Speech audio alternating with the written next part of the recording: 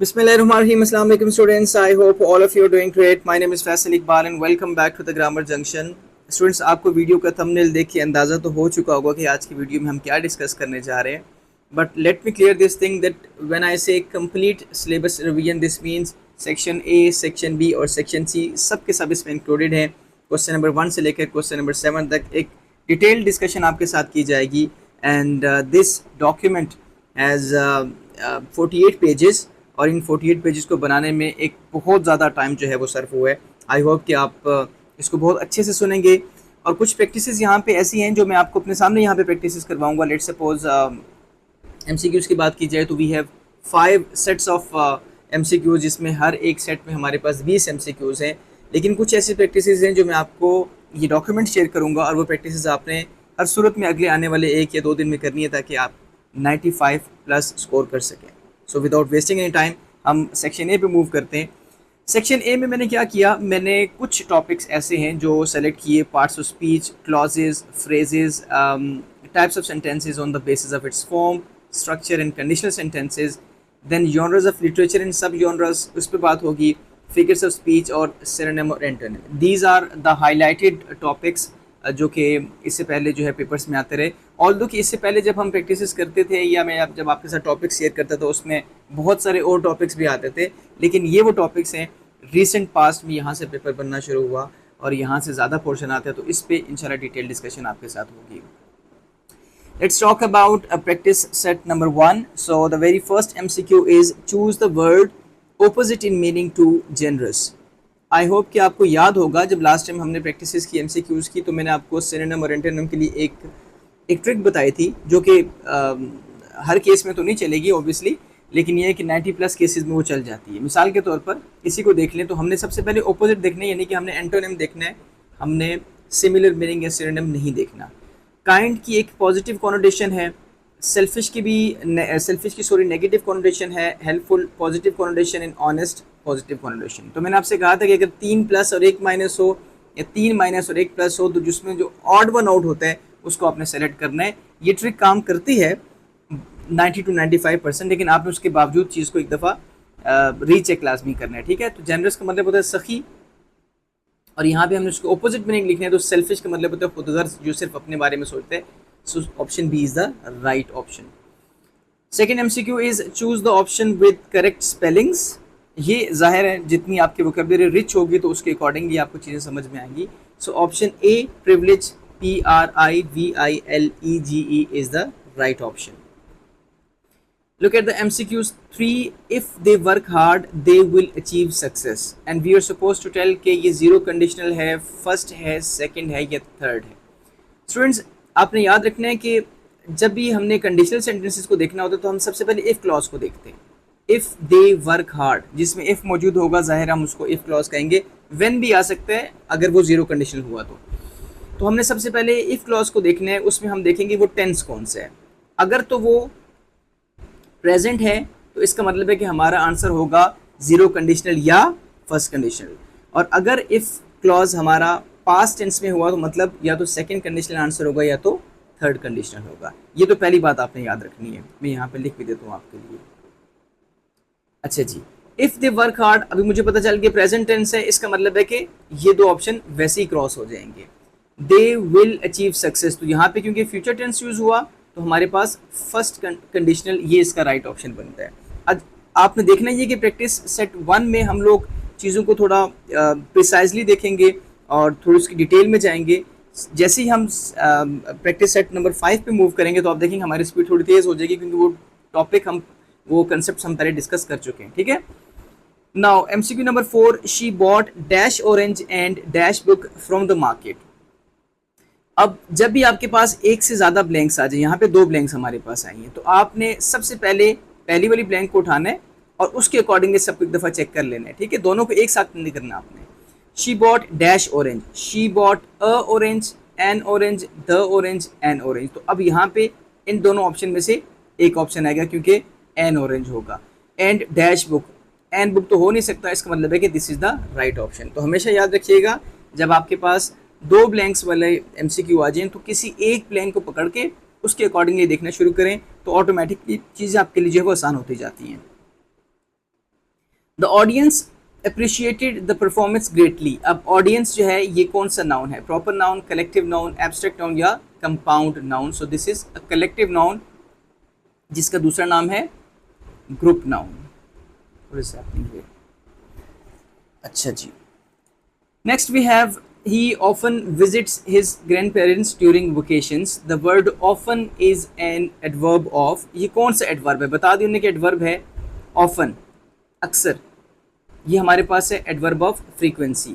अगर वो word, वो adverb जो है when को आंसर करेगा तो वो हमारे पास हो जाएगा adverb of time। अगर वो आंसर करेगा how often, कोई भी एक्शन कितनी मरतबा हुआ, what is happening with this। अगर वो वेयर को आंसर करेगा एडवर्ब ऑफ प्लेस होगा। अगर वो हाउ को आंसर करेगा तो एडवर्ब ऑफ मैनर होगा। तो इस केस में हमारे पास एडवर्ब ऑफ फ्रीक्वेंसी बनता है। Now seventh MCQ is the man who helped us was very kind. The bold word is, ये जो वर्ड है ये क्या है, दिस इज रिलेटिव प्रोनाउन, ठीक है। दैट भी हो सकता था, द मैन दैट हेल्प, तो नॉर्मली ज़रा इंसानों के लिए हु का वर्ड इस्तेमाल होता है, लेकिन वैसे आपको बता रहा हूँ कि दैट, हु, विच, ये वर्ड जो है रिलेटिव प्रोनाउंस हो सकते हैं।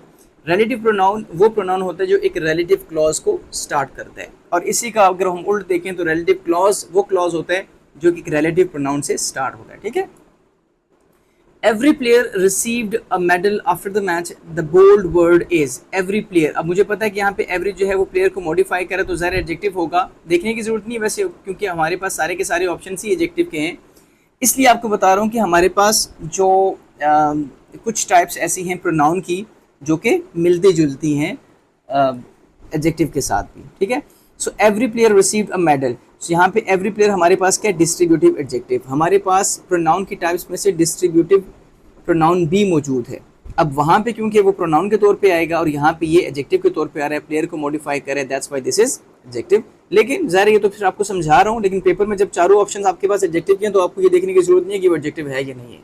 हाँ, अगर ऐसा हो जाता है कि दो ऑप्शंस आपके एडजेक्टिव के हैं और दो आपके पास प्रोनाउन के हैं, तो फिर आपको पहले ये कंफर्म करना है कि ये प्रोनाउन है या एडजेक्टिव है, फिर आपने उसकी सब टाइप देखनी है, ठीक है।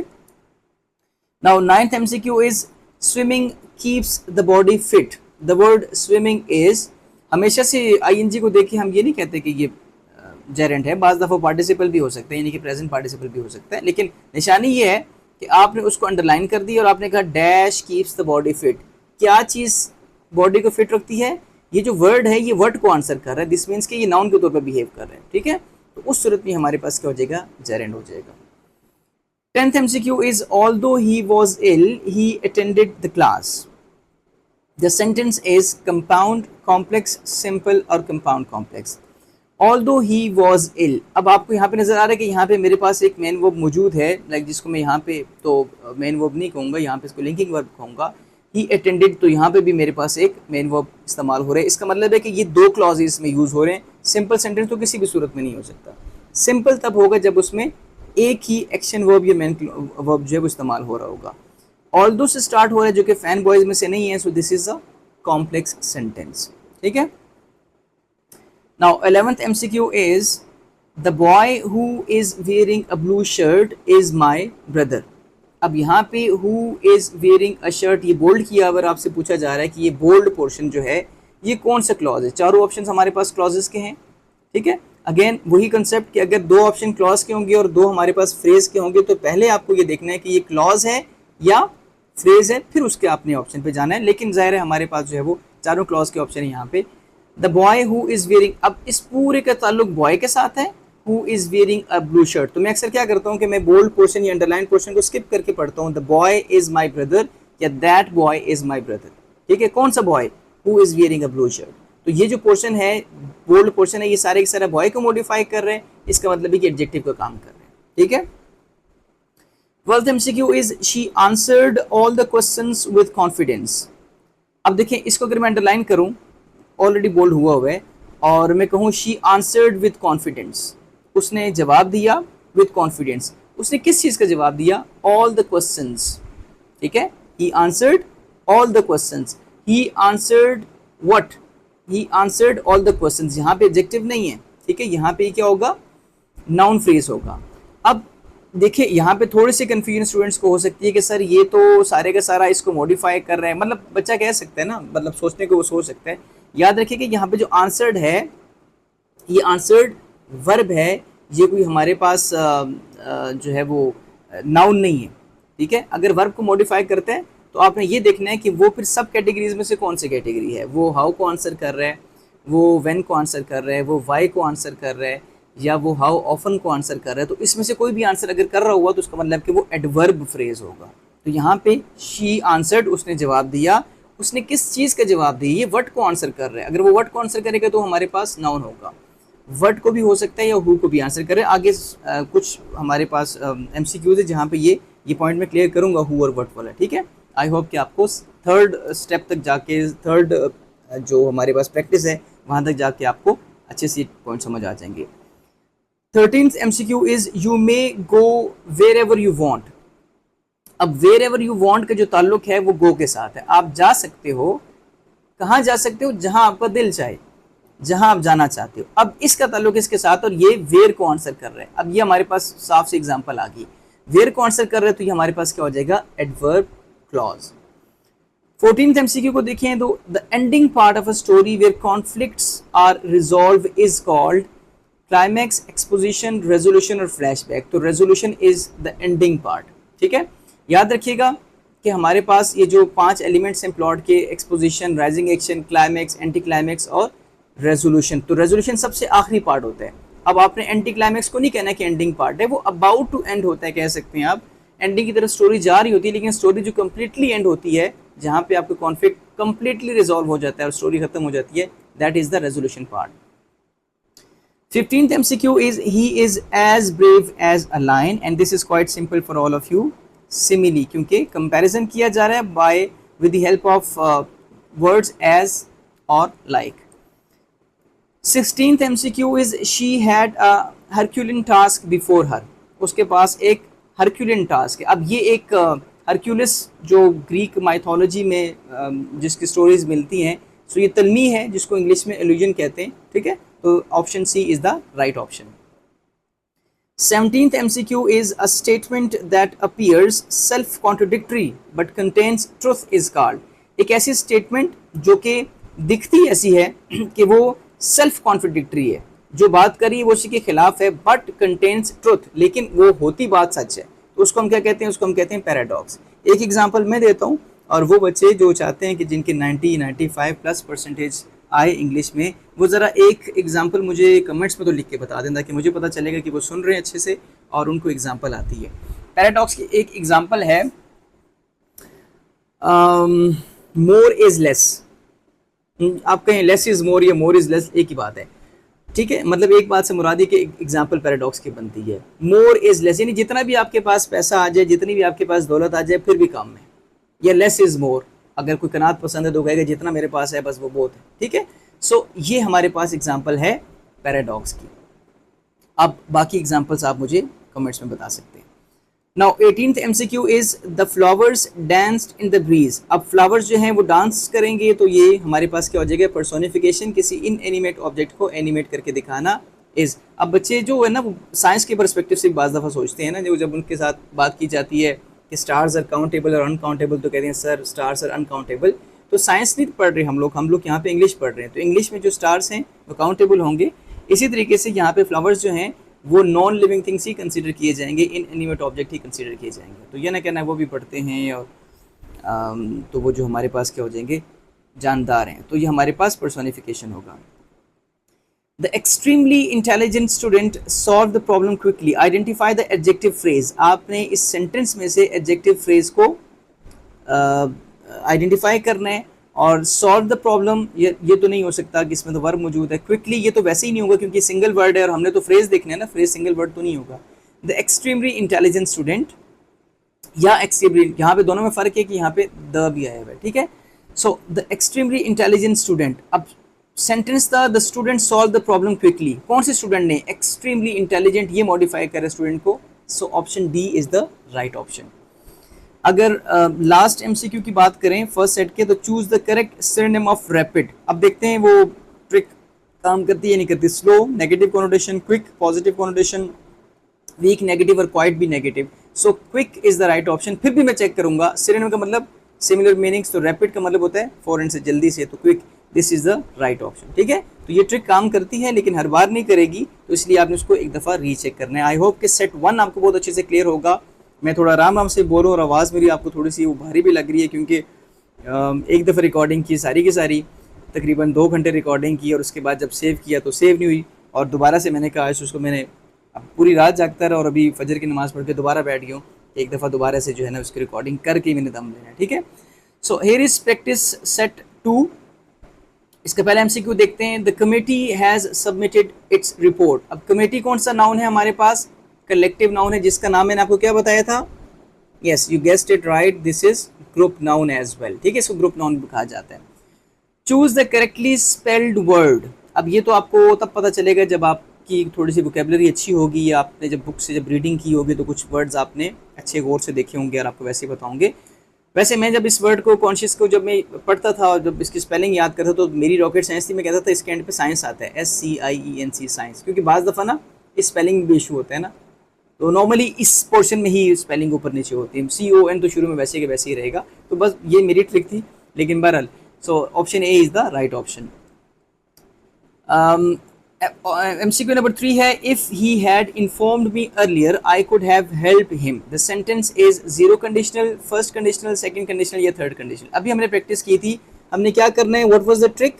ट्रिक ये थी कि हमने इफ़ क्लॉज को सबसे पहले देखना है, if he had informed me earlier. तो क्या देखना था कि अगर हमारे पास ये जो इफ़ क्लॉज है, अगर तो ये प्रेजेंट में हो तो आंसर होता है जीरो कंडीशनल या फर्स्ट कंडीशन। अब ये क्योंकि ये प्रेजेंट में नहीं है, ये पास्ट में मौजूद है, तो इसका मतलब ये दो हमारी आंसर वैसे ही जो है वो कट जाएंगे। ठीक है, अब इसका नेक्स्ट पोर्शन देखिए, I could have help him. अगर हाली कुड होता या वुड होता तो फिर सेकंड कंडीशनल था। अब क्योंकि इसके साथ हैव भी आ चुका है तो ये हमारे पास थर्ड कंडीशनल होगा। ठीक है, याद रखिएगा, यहाँ पे कुड हैव या वुड हैव आ जाएगा, हैव के साथ आएगा तो थर्ड होगा, अगर विदाउट हैव आता तो फिर वो सेकंड कंडीशनल होता। Fourth MCQ is the players congratulated themselves after the victory. अब इस तरह के MCQs में प्लीज मेरी आपसे रिक्वेस्ट रहेगी कि ये जो आपके पास इस तरह के MCQs आते हैं जिसमें सेल्फ या सेल्व्स वाला प्रोनाउन इस्तेमाल होता है, प्लीज सिर्फ एक ट्रिक काम करेगी, हर बार काम करेगी, कि आपने उस सेंटेंस में से सब्जेक्ट, वर्ब और ऑब्जेक्ट को निकाल के देखना है। फिर क्या करना है बताता हूँ। सबसे पहले हमारे पास सब्जेक्ट क्या है, द प्लेयर्स, वर्ब क्या है, कंग्रेचुलेटेड, ऑब्जेक्ट क्या है, द प्लेयर्स कंग्रेचुलेटेड, उन्होंने दाद दी किसको, खुद को। अब अगर आपका जो सेल्फ वाला प्रोनाउन है, सेल्फ या सेल्फ वाला, वो ऑब्जेक्ट प्लेस पे आ रहा है, जैसे यहाँ पे आ रहा है, उस सूरत में वो रिफ्लेक्सिव होगा, अदरवाइज वो एम्फेटिक या इंटेंसिव होगा। ठीक है, अब यहाँ पे हमारे पास तो एम्फेटिक इंटेंसिव की एग्जाम्पल ही नहीं थी, तो ये तो फॉर श्योर था कि रिफ्लेक्सिव ही होगा, लेकिन फिर भी आई रिपीट दिस कंसेप्ट कि जब भी आपने ये देखना हो कि ये प्रोनाउन जो है, सेल्फ या सेल्व्स वाला जो प्रोनाउन है, ये एम्फेटिक है, एम्फेटिक इंटेंसिव एक ही चीज़ होती है, या रिफ्लेक्सिव है, तो हमने सेंटेंस में से सब्जेक्ट, वर्ब और ऑब्जेक्ट को निकालना है। अगर ऑब्जेक्ट प्लेस पे वो प्रोनाउन आ रहा है तो इसका मतलब वो रिफ्लेक्सिव है। अगर वो ऑब्जेक्ट प्लेस पे नहीं आ रहा, जो कि अगली प्रैक्टिसेस में आपके साथ में शेयर करूंगा, तो फिर वो क्या हो जाएगा, एम्फेटिक या intensive. Now next is neither answer seems correct. The bold adjective is neither, quantitative, distributive, possessive या इंटेरोगेटिव। इंटेरोगेटिव तो वैसे ही नहीं होगा, इंटेरोगेटिव होता तो यहाँ पे क्वेश्चन मार्क होता। ठीक है, neither answer seems correct, so this is distributive adjective. हमने डिस्ट्रीब्यूटिव प्रोनाउन में भी देखा था कि यही वर्ड जो पेयर्स की फॉर्म में आते हैं, नीदर, नॉर, ईदर और, ठीक है, इसको नाइदर नॉर पढ़े या आइदर और पढ़े, तो वो हमारे पास जो पेयर की फॉर्म में, हम उनको डिस्ट्रीब्यूटिव कहते हैं। ठीक है, sixth MCQ is hardly had the teacher entered the class when the students became silent. अब you are supposed to tell कि whether it's simple, compound, complex or compound complex. ठीक है, अब याद रखिएगा कि अभी मैंने आपके साथ डिस्कस किया था कि वो सिंपल सेंटेंस हुआ तो उसमें एक ही एक्शन वर्ब, एक ही मेन वर्ब पाया जाएगा। hardly had the teacher entered seems like different sentence, तो आप ये कर लें the teacher entered the class, तो entered इसमें एक वर्ब हो गया, मेन वर्ब हो गया। When the students became silent, अब देखें दो हैं तो इसका मतलब है कि सिंपल तो ये वैसे ही आंसर नहीं हो सकता। ठीक है, कंपाउंड तब होता है जिसमें फैन बॉयज इस्तेमाल होता है, अब इसमें फैन बॉयज तो इस्तेमाल हुआ नहीं है तो कंपाउंड भी नहीं है। अब दिस इज कॉम्प्लेक्स सेंटेंस, ठीक है, कंपाउंड कॉम्प्लेक्स की भी आगे एग्जांपल आ रही है, ठीक है। तो this is complex sentence. MCQ number 7 की बात करें तो the old castle on the hill looks mysterious. अब ये एक थोड़ा सा ट्रिकी एमसीक्यू है जिसमें बच्चे गलती कर सकते हैं, इसलिए आपने इसको डबल ट्रिपल चेक करना है, ठीक है। The old castle looks mysterious, मैं इसको ज़रा ओमिट करता हूँ। The old castle looks mysterious, जो पुराना कदीम महल है, लुक्स मिस्टीरियस। नाउन फ्रेज है, ये bold on the hill. Adjective phrase है, एडवर्ब फ्रेज है, ये वर्ब फ्रेज है। बच्चे जैसे ही देखेंगे ये ऑन द हिल है, प्लेस बताई जा रही है, तो वो कहेंगे एडवर्ब फ्रेज है, लेकिन नहीं, क्योंकि इसका ताल्लुक किसके साथ है? कैसल के साथ है। द ओल्ड कैसल, वो कैसल जो कि हिल पर मौजूद है, यानी कि डिस्क्रिप्शन जो दी जा रही है ऑन द हिल, ये किसके बारे में है? ये कैसल के बारे में है ना, तो ये एडजेक्टिव फ्रेज है, ये एडवर्ब फ्रेज नहीं है। अगर ये एडवर्ब फ्रेज होता तो इसका ताल्लुक किसी वर्ब के साथ या किसी और एडवर्ब के साथ या किसी एडजेक्टिव के साथ होता। इस केस में इसका ताल्लुक कैसल के साथ है, जो कि क्या है? नाउन है। इस चीज का आपने ख्याल रखना है, ठीक है। तो option B, adjective phrase, is the right option. MCQ number 8 की बात करें तो they helped each other during the difficult times. The bold pronoun each other, आपको पता है दो ही हमारे पास प्रोनाउन है, ईच अदर और वन एनदर। ये कौन से हमारे पास? Reciprocal pronoun. आपका घर कहाँ पे है? बैंक के सामने। बैंक कहाँ पे है? मेरे घर के सामने। और ये दोनों कहाँ हैं? आमने सामने। तो ये मैं अक्सर एग्जाम्पल देता हूँ। तो वन एनदर और ईच अदर ये हमारे पास है reciprocal pronouns. Walking through the forest, we heard strange noises. The bold expression, walking through the forest.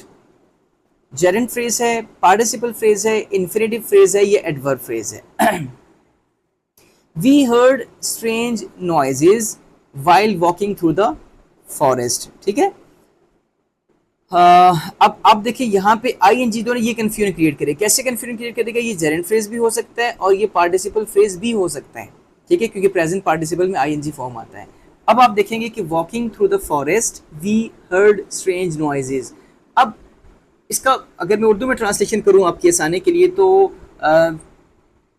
जंगल से चलते हुए वी हर्ड स्ट्रेंज नॉइजेज। अब यहाँ पे ये है हमारे पास पार्टिसिपल फ्रेज, ठीक है।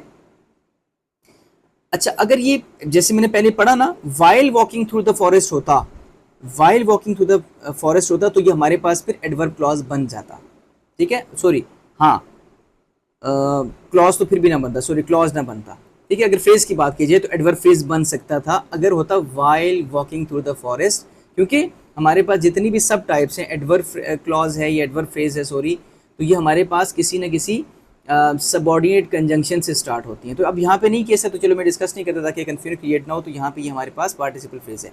आपने मुझे कमेंट्स में ये बताना है कि ये जेरेंट फ्रेज क्यों नहीं है, ठीक है। मैंने आपको आंसर बता दिया कि पार्टिसिपल फ्रेज इसका आंसर है, लेकिन ये जेरेंट फ्रेज क्यों नहीं है, you are suppose to tell me in the comments.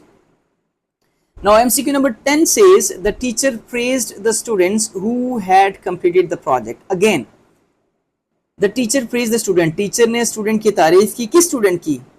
जिस स्टूडेंट ने अपना प्रोजेक्ट कंप्लीट कर लिया है। सो दिस इज एडजेक्टिव क्लॉज, ठीक है, क्योंकि इसका ताल्लुक स्टूडेंट्स के साथ है, जो कि नाउन है। ये कंसेप्ट में पहले डिस्कस कर चुका हूँ। 11th MCQ is no sooner had the rain started then the streets became flooded. वही कंसेप्ट जो पहले आपके साथ डिस्कस किया था। No sooner had the rain started, started मेरे पास एक एक्शन वर्ब है और यहाँ पे became मेरे पास एक एक्शन वर्ब है, लाइक नॉट एक्शन एग्जैक्टली, लेकिन ये कि कंसेप्ट देने के लिए आपको बता रहा हूँ। वैसे तो टाइप्स ऑफ वर्ब्स में से बताऊंगा तो फिर मैं बताऊंगा कि ये मेरे पास लिंकिंग वर्ब है, ठीक है। सो दो यूज हो रहे हैं, इसका मतलब सिंपल सेंटेंस तो ये नहीं है, ये हमारे पास कौन सा है? कंपाउंड सेंटेंस, ठीक है। MCQ नंबर 12 देखें। The माइजर was a man who loved money more than anything else. अब देखिएगा, इस पूरे का ताल्लुक किसके साथ है? मैन के साथ है। अभी आपके साथ डिस्कस किया था, ठीक है। तो अब यहाँ पे तो मेरे पास एडजेक्टिव क्लॉज का कोई ऑप्शन ही मौजूद नहीं है। अब क्या करेंगे? अब याद रखिएगा, एडजेक्टिव क्लॉज को मैं रिलेटिव क्लॉज भी कह सकता हूँ, ठीक है, परेशानी वाली कोई बात नहीं है। अभी हमने रिलेटिव क्लॉज का एक MCQ पहले भी किया था। रिलेटिव क्लॉज वो क्लॉज होता है जो कि एक रिलेटिव प्रोनाउन से स्टार्ट होता है, और हु, अभी मैंने आपको बताया था कि हु भी हो सकता है, दैट भी हो सकता है, विच भी हो सकता है, ठीक है। So relative clause is the right option. She herself admitted the mistake. अच्छा, हम ये पहले डिस्कस कर चुके हैं कि सेल्फ वाले जो प्रोनाउन आएंगे, ठीक है। अब आपने ये बताना है कि मैंने क्या ट्रिक आपको बताई थी। Think about it. Yes, very well done. मैंने आपको ये ट्रिक बताई थी, वैसे तो मैं खुद से कह रहा हूँ वेरी वेल डन, क्योंकि मुझे कौन सा आपकी आवाज़ आ रही है, लेकिन चलें शशके मार रहा हूँ थोड़े से मैं यूट्यूबर्स की तरह। सो करना कि आपने इसमें सब्जेक्ट वर्ब और ऑब्जेक्ट निकालना है। सो this is the subject, she admitted, this is verb, she admitted what, उसने क्या एडमिट किया, उसने मिस्टेक को एडमिट किया, उसने खुद को एडमिट नहीं किया, ठीक है। So now mistake is the at object place. याद रखिएगा मैंने ये कहा था कि अगर ऑब्जेक्ट प्लेस पे सेल्फ वाला प्रोनाउन होगा फिर रिफ्लेक्सिव होगा, अदरवाइज वो क्या होगा, इंटेंसिव, या उसका दूसरा नाम क्या था, emphatic. So option C is the right option. ये ट्रिक आपको समझ आनी चाहिए, नहीं समझ आई तो मुझसे बार बार पूछे, मुझे मैसेज करके पूछे प्लीज, लेकिन ये ट्रिक समझ आ जाए, इसके अलावा कोई ट्रिक पेपर में ना मारना, गलत हो जाएगी, गलत होने के चांसेस हैं। 14th MCQ is the sequence of events that make up the main story is called plot, sequence of events, ठीक है। The thunder roared angrily, thunder जो है roared, उसने धाड़ा, जैसे कौन धाड़ता है, शेर। तो this is option C is the right option, personification। 16th MCQ देखेंगे, he was so hungry that he could eat a horse, इतना भूखा है कि वो पूरा घोड़ा खा सकता है। So hyperbole लाइक एग्जैजरेशन हो रही है इसमें, ठीक है, मुबालगा आराई हो रही है। लाइफ इज अ जर्नी, जिंदगी एक सफर है, दिस इज मेटाफर। अच्छा जी, 18th MCQ क्या है, the sound of the waves crashing against the rocks was terrifying, what was terrifying, क्या टेरिफाइंग था भाई, the sound of the waves crashing. तो ये पूरी की पूरी बात किसको आंसर करी है, वर्ड को, अगर वो वर्ड को आंसर करेगी तो क्या हो जाएगा, नाउन फ्रेज, हम लोग पहले डिस्कस कर चुके हैं, ठीक है। डैश वॉज टेरिफाइंग, मैं कहूँगा कि अली वॉज टेरिफाइंग ना, अली की एग्जांपल तो नहीं देनी चाहिए, एग्जांपल यहाँ देनी चाहिए वो बच्चे, उन बच्चों का रिजल्ट टेरिफाइंग है होगा जिन्होंने द ग्रामर जंक्शन से तैयारी नहीं की होगी, ऐसे ही है ना। सो जिन्होंने तैयारी की है उनको परेशानी की कोई ज़रूरत नहीं है। So dash was terrifying, dash को हम व्हाट से रिप्लेस कर सकते हैं, किसी नाउन से रिप्लेस कर सकते हैं। सो this is a noun phrase. 19th MCQ is a literary work that ridicules human weaknesses and social faults is called a satire। satire को उर्दू में तंज भी कहते हैं, ठीक है, जैसे वो मिर्ज़ा महमूद सरहदी की नज़में हैं, सड़कें, खड़ा डिनर, तो वो जो ना माशरे की किसी बुराई पे ना सटायर कर रहे हैं, तंज करते हैं, तो उसको हम कहते हैं satire. Choose the word nearest is in meaning to reluctant, he is reluctant to do that, unwilling, he is. अच्छा वैसे देखते हैं इसमें वो काम नहीं करती, इसमें वो ट्रिक काम नहीं करी। अनविलिंग यानी कि वो किसी काम करने के लिए राजी नहीं है, ठीक है।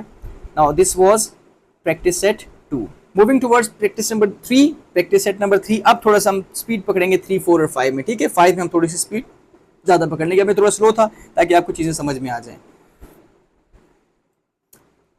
अच्छा जी, the very first MCQ is the jury was divided. So jury इसमें हमारे पास कलेक्टिव नाउन है जिसको हम ग्रुप नाउन भी कह सकते हैं। Choose the correctly spelled word appropriate, APPROPRIATE is the right option, option A, ठीक है। Were he to apologize, I might forgive him. The sentence expresses zero conditional, first conditional, second conditional, third conditional। अच्छा जी, ये MCQ हमारा गलत है, accept माई apologies. ये हमारे पास conditional sentence है ही नहीं बेसिकली, क्योंकि कंडीशनल सेंटेंसेस वो होगा जिसमें इफ़ या अगर जीरो कंडीशन है तो उसमें व्हेन का इस्तेमाल होता है, तो ये मुझसे गलती होगी, ठीक है। राना जी माफ़ करना, मुझसे गलती होगी। जितने भी हमारे जो व्यूअर्स हैं जो राना जी हैं, जिनकी कास्ट राना है, वो मुझे माफ़ करना, बाकी बेशक ना करना। So fourth MCQ is the manager himself checked all the documents. I share the trick with you. What is the subject, manager, very well done. What is the verb, checked, manager ने क्या check किया है, very well done. All the documents, so यहाँ पे object place पे document है, himself नहीं है, तो इसका मतलब मेरे पास आंसर क्या होना चाहिए, इसमें ऑप्शन मौजूद नहीं है। एक और गलती पकड़ेगी राना जी, एक दफ़ा फिर माफ़ करना मुझे, ठीक है। तो इसमें हमारे पास आंसर होना चाहिए था एम्फेटिक या इंटेंसिव, तो इनमें से कोई भी नहीं है। बोर्ड में ऐसा नहीं होगा, लेकिन चलो मेरे पास तो हो सकता है ना। What books do you usually read, तो यहाँ पे ये जो क्वेश्चन मार्क नज़र आ रहा है, तो इससे मुझे सारी गेम क्लियर हो गई कि ये इंटेरोगेटिव एडजेक्टिव ही है। Sixth is scarcely had the match begun when the lights went out. The sentence is simple, compound, complex, compound, complex. अब वही बात जो मैं आपसे पहले डिस्कस कर चुका था, एक वर्ब ये हो गया और लाइट्स वेंट और दूसरा वर्ब ये होगा, तो सिंपल तो ये वैसे भी नहीं हो सकता, तो this is complex sentence. Compound तब होगा जब उसमें फैन बॉयज में से कोई कंजंक्शन यूज हो। The man sitting beside the window is a famous novelist. अच्छा जी, the man sitting beside the window. अब बिसाइड द विंडो का ताल्लुक किसके साथ है? सिटिंग के साथ। अब ये मेरे पास है एक वर्ब। जब वर्ब को आपने कोई जो अंडरलाइन पोर्शन है, फ्रेज है, इस सारे केस में फ्रेज ही है, ठीक है। फ्रेज अगर किसी वर्ब को मॉडिफाई करेगा तो जाहिर है वो एडवर्ब फ्रेज होगा। अब ये वेयर को आंसर कर रहा है, adverbial phrase of place. Eighth MCQ is the two friends blamed themselves for the misunderstanding. Again, subject क्या है? Two friends. What is the verb? Blamed. उन्होंने blame किया। किसको blame किया? खुद को blame कर दी। अब object base पे आया themselves, तो ये मेरे पास क्या हो जाएगा? Reflexive pronoun. I hope कि भी आपको चीज़ें, ये point तो आपको clear हो चुका होगा, ठीक है। अगर object base पे आ रहा है self या selves वाला pronoun तो फिर रिफ्लेक्सिव है, अदरवाइज वो क्या हो जाएगा? एम्फेटिक या इंटेंसिव। ये दोनों एक ही के नाम है। अगर ऐसे आ जाते तो फिर बहुत भी एन भी होना चाहिए था। To complete the assignment on time requires dedication. अब यहाँ पे एक और नई चीज सीखिए, डैश रिक्वायर्स डेडिकेशन। ये जो डैश जो डैश में जो लिखा हुआ है, ये जो बोर्ड लिखा हुआ है, इट रिक्वायर्स डेडिकेशन, तो मतलब नाउन का काम करे, लेकिन नाउन का ऑप्शन तो मेरे पास मौजूद ही नहीं है। अब मैं देखूंगा कि ये स्टार्ट किससे हो रहा है? टू कंप्लीट, ठीक है। तो टू कंप्लीट मेरे पास है इन्फिनेटिव। अगर इन्फिनेटिव से स्टार्ट हो कोई फ्रेज तो वो इन्फिनेटिव फ्रेज होती है। याद रखिएगा, अगर यहाँ पे नाउन का ऑप्शन मौजूद होता, फॉर एग्जांपल यहाँ पे नाउन फ्रेज होता, उसके बावजूद भी उन्हें इन्फिनेटिव फ्रेज ही करना था, क्योंकि अपने फंक्शन के एतबार से वो नाउन फ्रेज है, लेकिन अपने स्ट्रक्चर के एतबार से वो इन्फिनेटिव फ्रेज है, तो स्ट्रक्चर को फोकियत मिलेगी। ये याद रखना है आपने। 10th MCQ is whoever breaks the rule will be punished. Dash will be punished, Ali will be punished, any noun will be punished. तो यहां पे ये हु को आंसर करे, who will be punished, noun case, ठीक है, noun clause. तो मैंने कहा था कि हु को आंसर किया या व्हाट को आंसर किया तो वो क्या हो जाएगा? नाउन क्लॉज हो जाएगा। 11th MCQ is though the road was dangerous, the travelers continued their journey and they finally reached the village safely. The sentence is simple sentence, compound, complex या compound complex। अच्छा जी, though the road was dangerous, एक clause हो गया। The travelers continued their journey, तो यहां तक मेरे पास बन गया कॉम्प्लेक्स, ठीक है। एंड यूज हो गया फैन बॉयज में से, तो आगे मेरे पास हो गया इंडिपेंडेंट क्लॉज, तो मतलब ये कंपाउंड कॉम्प्लेक्स है। कंपाउंड भी है और कॉम्प्लेक्स भी है, इसको कंपाउंड कॉम्प्लेक्स भी कह सकते हैं और कॉम्प्लेक्स कंपाउंड भी कह सकते हैं। 12th MCQ is the proposal that the committee rejected was highly। इस पूरे का ताल्लुक प्रपोजल के साथ है, तो ये मेरे पास क्या हो जाएगा? एडजेक्टिव। एडजेक्टिव का मेरे पास ऑप्शन मौजूद नहीं है। अब मैं क्या करूंगा? अब मैं से कहूंगा रिलेटिव क्लॉज, क्योंकि दैट से स्टार्ट हो रहा है, एक रिलेटिव प्रोनाउन से स्टार्ट हो रहा है, ठीक है। आई होप कि अब आप कंफ्यूज नहीं होंगे कि यहाँ पे एडजेक्टिव तो आंसर मौजूद ही नहीं है, तो बाद में कहेंगे बोर्ड वालों ने MCQ गलत बनाया था और बोर्ड हमें इसके ग्रेस मार्क्स देगा या नहीं देगा, उसके मैसेजेस आना शुरू हो जाएंगे। 13th MCQ is one another is an example। वैसे तो इस थ्री वर्ड्स की फॉर्म में नहीं आता, सेंटेंस की फॉर्म में आता है, लेकिन ये हम पहले डिस्कस कर चुके हैं। That is reciprocal pronoun. 14th MCQ is the central idea or underlying message of a literary work is called central idea। central idea क्या होता है जनाब? theme। The silence in the hall was deafening। the figure of speech used, जो उस hall में जो silence थी was defining, वो बहरा कर देने वाली थी, ठीक है। साइलेंस बहरा करती है, साइलेंस तो एक एब्स्ट्रैक्ट चीज़ है, तो ये मेरे पास पर्सोनिफिकेशन है, ठीक हो गया।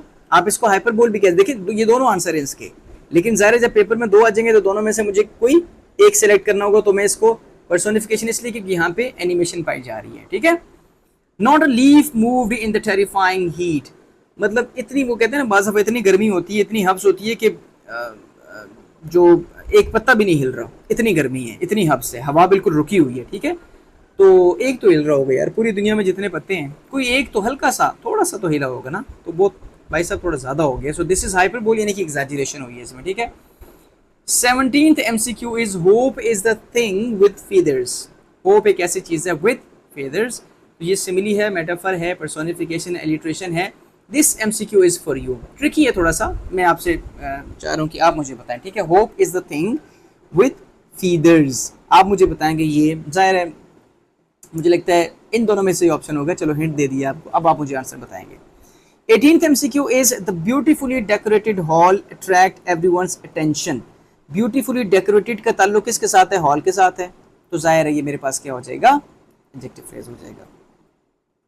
A poem expressing sorrow for the death of someone, किसी के की डेथ के पे जो आप अपने एक्सप्रेशंस का इजहार करते हैं, उस पोम को क्या कहते हैं? उसको कहते हैं सटायर। ठीक है, सॉरी सॉरी सॉरी सॉरी, उसको कहते हैं एलिजी। मैं 2 घंटे पहले वीडियो बनाई, तो अब मैं बिल्कुल नींद आ रही है, क्योंकि आपको पता है कि अगर पूरी रात जागे तो फजर के बाद आपको वैसे ही जो है ना वो नींद आना शुरू हो जाती है। तो जो एनर्जी मेरी पहले थी वो थोड़ी कम है, लेकिन मैं कोशिश कर रहा हूँ कि उसी एनर्जी के साथ दोबारा वीडियो रिकॉर्ड करने की। सो एलिजी, अच्छा मेरी एक फेवरेट एलिजी है और one of my favourite poems जो मैंने वीडियोस बनाई हैं, जितनी भी अपलोड की हैं, मुझे बताएं कि ज़रा वो कौन सी पोम है। और आप मुझे ये बता दें कि आपकी बुक में फर्स्ट ईयर सेकंड ईयर में जो पोम्स हैं उनमें से कौन सी पोम ऐसी जो एलिजी है।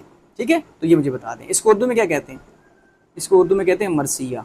ठीक है, किसी के गम में, स्पेशली किसी के ऐसे शख्स के जो कि मर चुका हो। Choose the word nearest in meaning to meticulous. Meticulous कहते हैं precise, careless negative, sloppy negative, negligent negative. ये तीन नेगेटिव कॉनोटेशन से। प्रिसाइज का मतलब बहुत बारीक बीनी से, मैं इसको नेगेटिव तो नहीं बोलूँगा, लेकिन चलो this is the right option. ठीक है, बारीक बीनी के साथ। ठीक है, so we are done with the third practice set for MCQs. ठीक है, फोर्थ सेट की बात करते हैं। The herd is grazing, herd of whatever, collective noun, group noun भी कहेंगे। Choose the correctly spelled word, embarrassment, EMBARRASSMENT।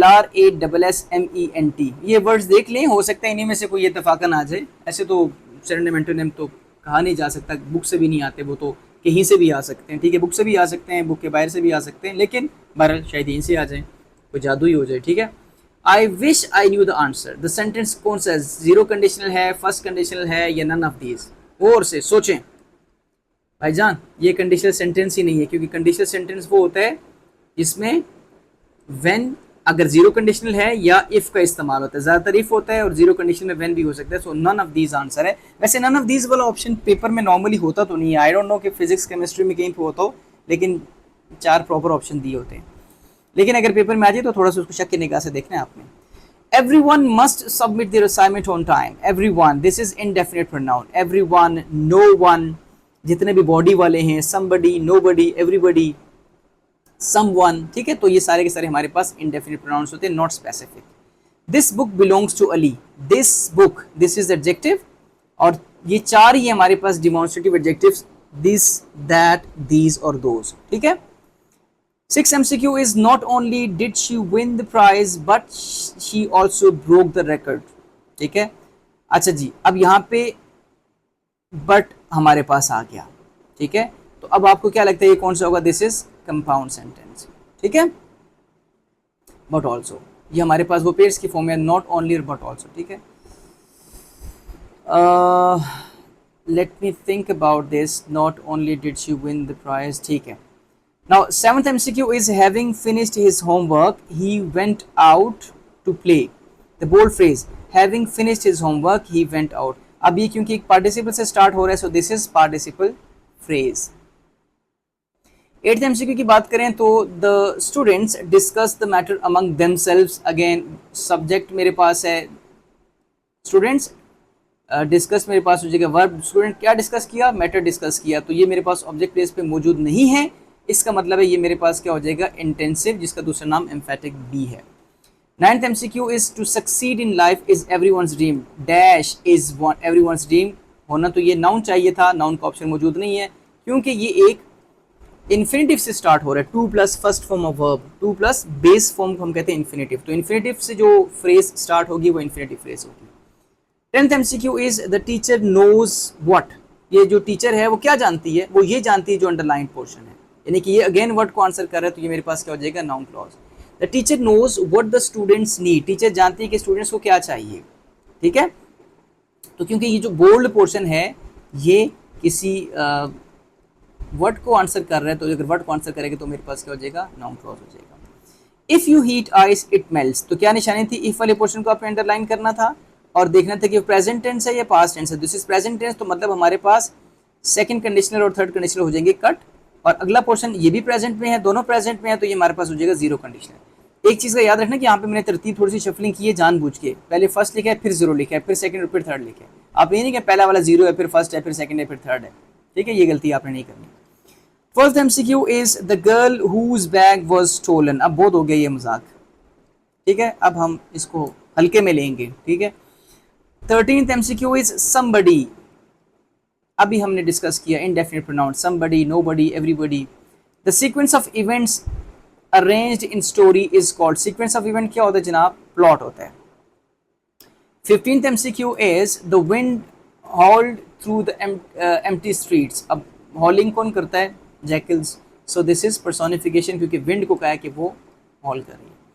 16th MCQ is he is as busy as honey. इतना मसरूफ जैसा कि बी है, और ये तो आपका फेवरेट मेरे ख्याल में टॉपिक है, सिमिली वाला, एज और लाइक आता है इसमें, ठीक है। 17th MCQ is the stars danced peacefully. Again star जो है उसको कहा गया डांस करें, तो this is personification. 18th MCQ is she spoke in a very soft and gentle voice.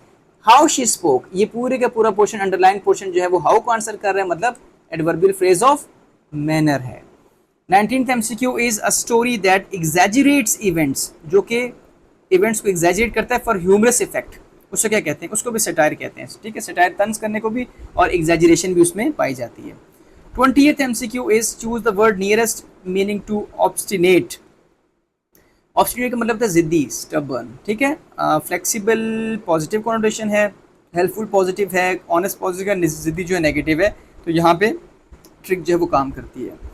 Now this is the final practice set, and I hope कि इस set को करने के बाद ये जितने टॉपिक आपके साथ डिस्कस किए हैं, ये सारे के सारे टॉपिक आपको बहुत अच्छे से, ये 100 MCQs बनते हैं, ठीक है। तो इंशाल्लाह आपको बहुत फ़ायदा होगा इससे। अब हम थोड़ा स्पीड में करेंगे। The boy who won the race, इस पूरे का ताल्लुक बॉय के साथ है, तो सब क्लॉज के ऑप्शन है, बिल्कुल ठीक है, तो एडजेक्टिव क्लॉज हम इसको बोल देंगे। She said that she would come tomorrow. She said what, ये पूरे का पूरा व्हाट को आंसर कर रहा है, तो दिस इज नाउन क्लॉज, ठीक है। शी सेड डैश, उसने कहा, क्या कहा? ये जो आगे आने वाली बात है ना, जो बोर्ड लिखी हुई है, ये एक बात कही है, तो व्हाट को आंसर कर रहा है। Because it was raining the match was postpone, ठीक है। The match was postpone, match को पोस्टपोन कर दे, क्या रीजन थी? This is adverbial clause of reason, because से स्टार्ट हो रहा है, ठीक है। 4th MCQ is I don't know, मैं नहीं जानता, मैं क्या नहीं जानता, मैं ये जो आगे आने वाली बात है ये नहीं जानता, सो दिस इज नाउन क्लॉज। यहाँ बच्चे गलती कर सकते हैं, ये एक इंपॉर्टेंट एमसीक्यू है। बच्चे कहेंगे वेयर ही लिव्स, तो ये तो प्लेस बता रहे हैं, तो वो कहेंगे एडवर्ब क्लॉज है, ठीक है। ये एडवर्ब क्लॉज नहीं है, क्योंकि इस पूरे का ताल्लुक जो है आई डोंट नो, मैं नहीं जानता, वेयर ही लिव्स, अब इसका ताल्लुक किसी के साथ नहीं। अगर आप मिलाने को कहेंगे नो के साथ मिलता है, तो ऐसा बिल्कुल गलत है। समझ आ रही है? क्यों? क्योंकि मैंने आपको तरीका बता दिया कि आई डोंट नो, मैं नहीं जानता, वेयर ही लिव्स, कि वो कहाँ रहता है। I don't know where he lives, वो कहाँ रहता है, इस बात को मैं नहीं जानता, तो ये बात जो है व्हाट को आंसर करिए, तो यहाँ पे नाउन क्लॉज है, ठीक है, गलती नहीं करनी है आपने। 5th MCQ is the man standing at the gate. अब इस पूरे का ताल्लुक मैन के साथ है, ठीक है। अच्छा जी, ये हमारे पास क्या हो जाएगा? ये हमारे पास जेरेंट फ्रेज हो जाएगा। अब ये थोड़ी सी कन्फ्यूजन आपको रहेगी पार्टिसिपल, और मतलब रहेगी से मुराद ये कि पेपर में तंग कर सकते हैं, ऐसा नहीं है। आप कहेंगे रहेगी तो फिर आप समझा क्यों नहीं रहे हमें। अब इसको अगर मैं आसान भाषा में आपको समझाऊं, the standing man is our guard, standing man, ठीक है। अब स्टैंडिंग मैन है तो ये हमारे पास होना चाहिए, ठीक है ठीक है ठीक है, जस्ट गिव मी 1 मिनट, मुझे भी थोड़ा सा सोचने दे इसको। Standing man at the gate, ठीक है। अब यहाँ पे ये स्टैंडिंग एट द गेट, ये किसको, ये एक एक्शन को शो कर रहा है, ठीक है। यहाँ हम इसको जेरेंट फ्रेज नहीं बोलेंगे, ये एक एक्शन को शो कर रहा है। मैंने पहले क्या बोला था, मुझे भूल गया, मैंने जेरेंट तो नहीं बोला था, ठीक है, पता नहीं, मुझे भूल गया। अब देखिए, अगर मैं इसको निकाल दूं तो मैं क्या कहूँगा, the man is our guard, वो शख्स जो है वो हमारा गार्ड है। कौन सा मैन है? स्टैंडिंग एट द गेट, जो कि तो यहाँ पे एक्शन पाया जा रहा है, दिस इज पार्टिसिपल फ्रेज। अगर मैं इसको दूसरी पर्सपेक्टिव से कहूँ, the standing man at the gate, जैसे मैंने पहले आपसे कहा था, तो स्टैंडिंग मैन में स्टैंडिंग क्या हो जाएगा, एडजेक्टिव का काम करेगा ना। तो हमने देखा था कि आईएनजी वाली फॉर्म अगर हमारे पास आ जाती है, अगर वो वर्ड को आंसर करेगी तो ज़ाहिर है वो जेरेंट कहलाएगी, नाउन के तौर पे आएगी। अगर वो मेन वर्ब के तौर पे आ रही है या एडजेक्टिव के तौर पे आ रही है, तो हमारे पास क्या होती है, प्रेजेंट पार्टिसिपल। सो उस लिहाज से ये प्रेजेंट पार्टिसिपल यानी पार्टिसिपल फ्रेज बना। To read books regularly dash improves vocabulary, ठीक है, डैश इम्प्रूव्स वोकेबुलरी, तो यानी कि यहाँ पे नाउन का ऑप्शन होना चाहिए, ठीक है, नाउन का ऑप्शन मौजूद है, लेकिन इसके साथ साथ हमने ये देखा कि टू रीड के साथ स्टार्ट हो रहा है इन्फिनेटिव, तो ऑप्शन तो ये भी ठीक है, लेकिन हमने इसको सिलेक्ट किया क्योंकि हमने स्ट्रक्चर को प्रेफरेंस दी, उसके यूज को नहीं दी। ये मैंने आपसे पहले पॉइंट डिस्कस कर लिया था। The girl wearing a red dress is my sister, who is my sister, who co answer कर रहे हैं, सो this is noun clause. Sorry, the girl wearing a red clause तो नहीं होना चाहिए, ये ऑप्शन इज फ्रेज होगा। ठीक है, he worked hard to succeed in, he worked hard, उसने मेहनत की, टू सक्सीड इन लाइफ, जिंदगी में कामयाब होने के लिए, टू सक्सीड अगेन इन्फिनेटिव से स्टार्ट हो रहा है तो इन्फिनेटिव फ्रेज है, ठीक है। 9th MCQ is wherever you go I will follow, मैं आपको फॉलो करूंगा, कहां तक, जहां तक आप जाओगे, तो this is adverbial clause of place obviously. 10th MCQ is the book is very interesting, the book is very interesting, कौन सी किताब, जो कि हमने आई बॉट येस्टरडे, जो कि मैंने कल खरीदी थी, तो उस पूरे का ताल्लुक बुक के साथ है, सो this is adjective clause. Although he was tired he continued working, अच्छा जी, अब देखिए ये पोर्शन अंडरलाइन नहीं है, ऑप्शन जो बोल्ड है वो ही कंटिन्यूड वर्किंग है, तो ये मेरे पास क्या है, मेन क्लॉज, जिसको हम प्रिंसिपल क्लॉज भी कह सकते हैं, ठीक है, एक ही बात है। तो हमारे पास जो अंडरलाइन पोर्शन है, हमारा फोकस उस पर होना चाहिए, नहीं कि आपने देखा ऑल्दो ही वाज टायर्ड तो आपने फौरन से आंसर कर दिया ये मेरे पास एडवर्ब क्लॉज है। भाई पूछा ये गया कि जो बोल्ड क्लॉज है वो क्या है, तो बोल्ड क्लॉज तो इसमें हमारे पास मेन क्लॉज था, तो ऐसी साइंस भी पेपर में बाज़ दफ़ा हो सकती है। 12th MCQ is dash surprised everyone, dash surprised everyone, so it would be noun clause। 13th MCQ is the sky cried, sky जो है वो रोया, बहुत ज़्यादा रोया, ठीक है, आजकल ज़रूरत है कि स्काई रोए, आजकल रो ही नहीं रहा और गर्मी में हमारी बुरी हालत है। 14th MCQ is he is as brave as lion, आपका favourite MCQ। If I had studied harder I would have passed the exam, हम डिस्कस कर चुके थे कि अगर पास्ट में होगा तो फर्स्ट भी नहीं होगा और जीरो भी नहीं होगा, और आई वुड के साथ क्या आ गया, हैव आ गया, मतलब थर्ड कंडीशनल, अगर हाली वुड आता तो सेकंड कंडीशनल था, वुड के साथ हैव भी आ गया तो थर्ड कंडीशनल है। If you heat water it boils, you heat first conditional है, सेकंड है, थर्ड है, तो हमारे पास प्रेजेंट है तो फर्स्ट ही होगा या जीरो होगा, सेकंड और थर्ड को आपने काट दिया, और इट बॉयल्स अगेन प्रेजेंट है तो this is zero conditional. The team of players, team हमारे पास क्या हो जाएगा, कलेक्टिव, जिसको हम ग्रुप नाउन भी कहते हैं। She and I completed the project together, the bold words are, कौन से प्रोनाउन है, he she it I we you they, person से रिलेटेड हैं, सो पर्सनल प्रोनाउंस हैं। Walking in the garden I saw beautiful flowers, again एक participle से start हो रहा है तो it is participle phrase. He himself solved the problem without help. He subject. It's 6 o'clock. Okay, it's 6 o'clock. He is the subject. Solved is verb. He solved what? The problem. तो अब ये himself क्योंकि object place पे नहीं आ रहा तो ये मेरे पास क्या हो जाएगा? So we don't have option over here. ये हमारे पास emphatic होगा, ये intensive होगा। एक और गलती निकल गई तो राना जी मुझे तीसरी मरतबा फिर से माफ़ करना। So we are done with all 5 sets of MCQs। मैं भी थोड़ा सा आराम कर लूँ, थोड़ा सा पानी पी लूँ, उसके बाद हम डिस्कस करते हैं next portion.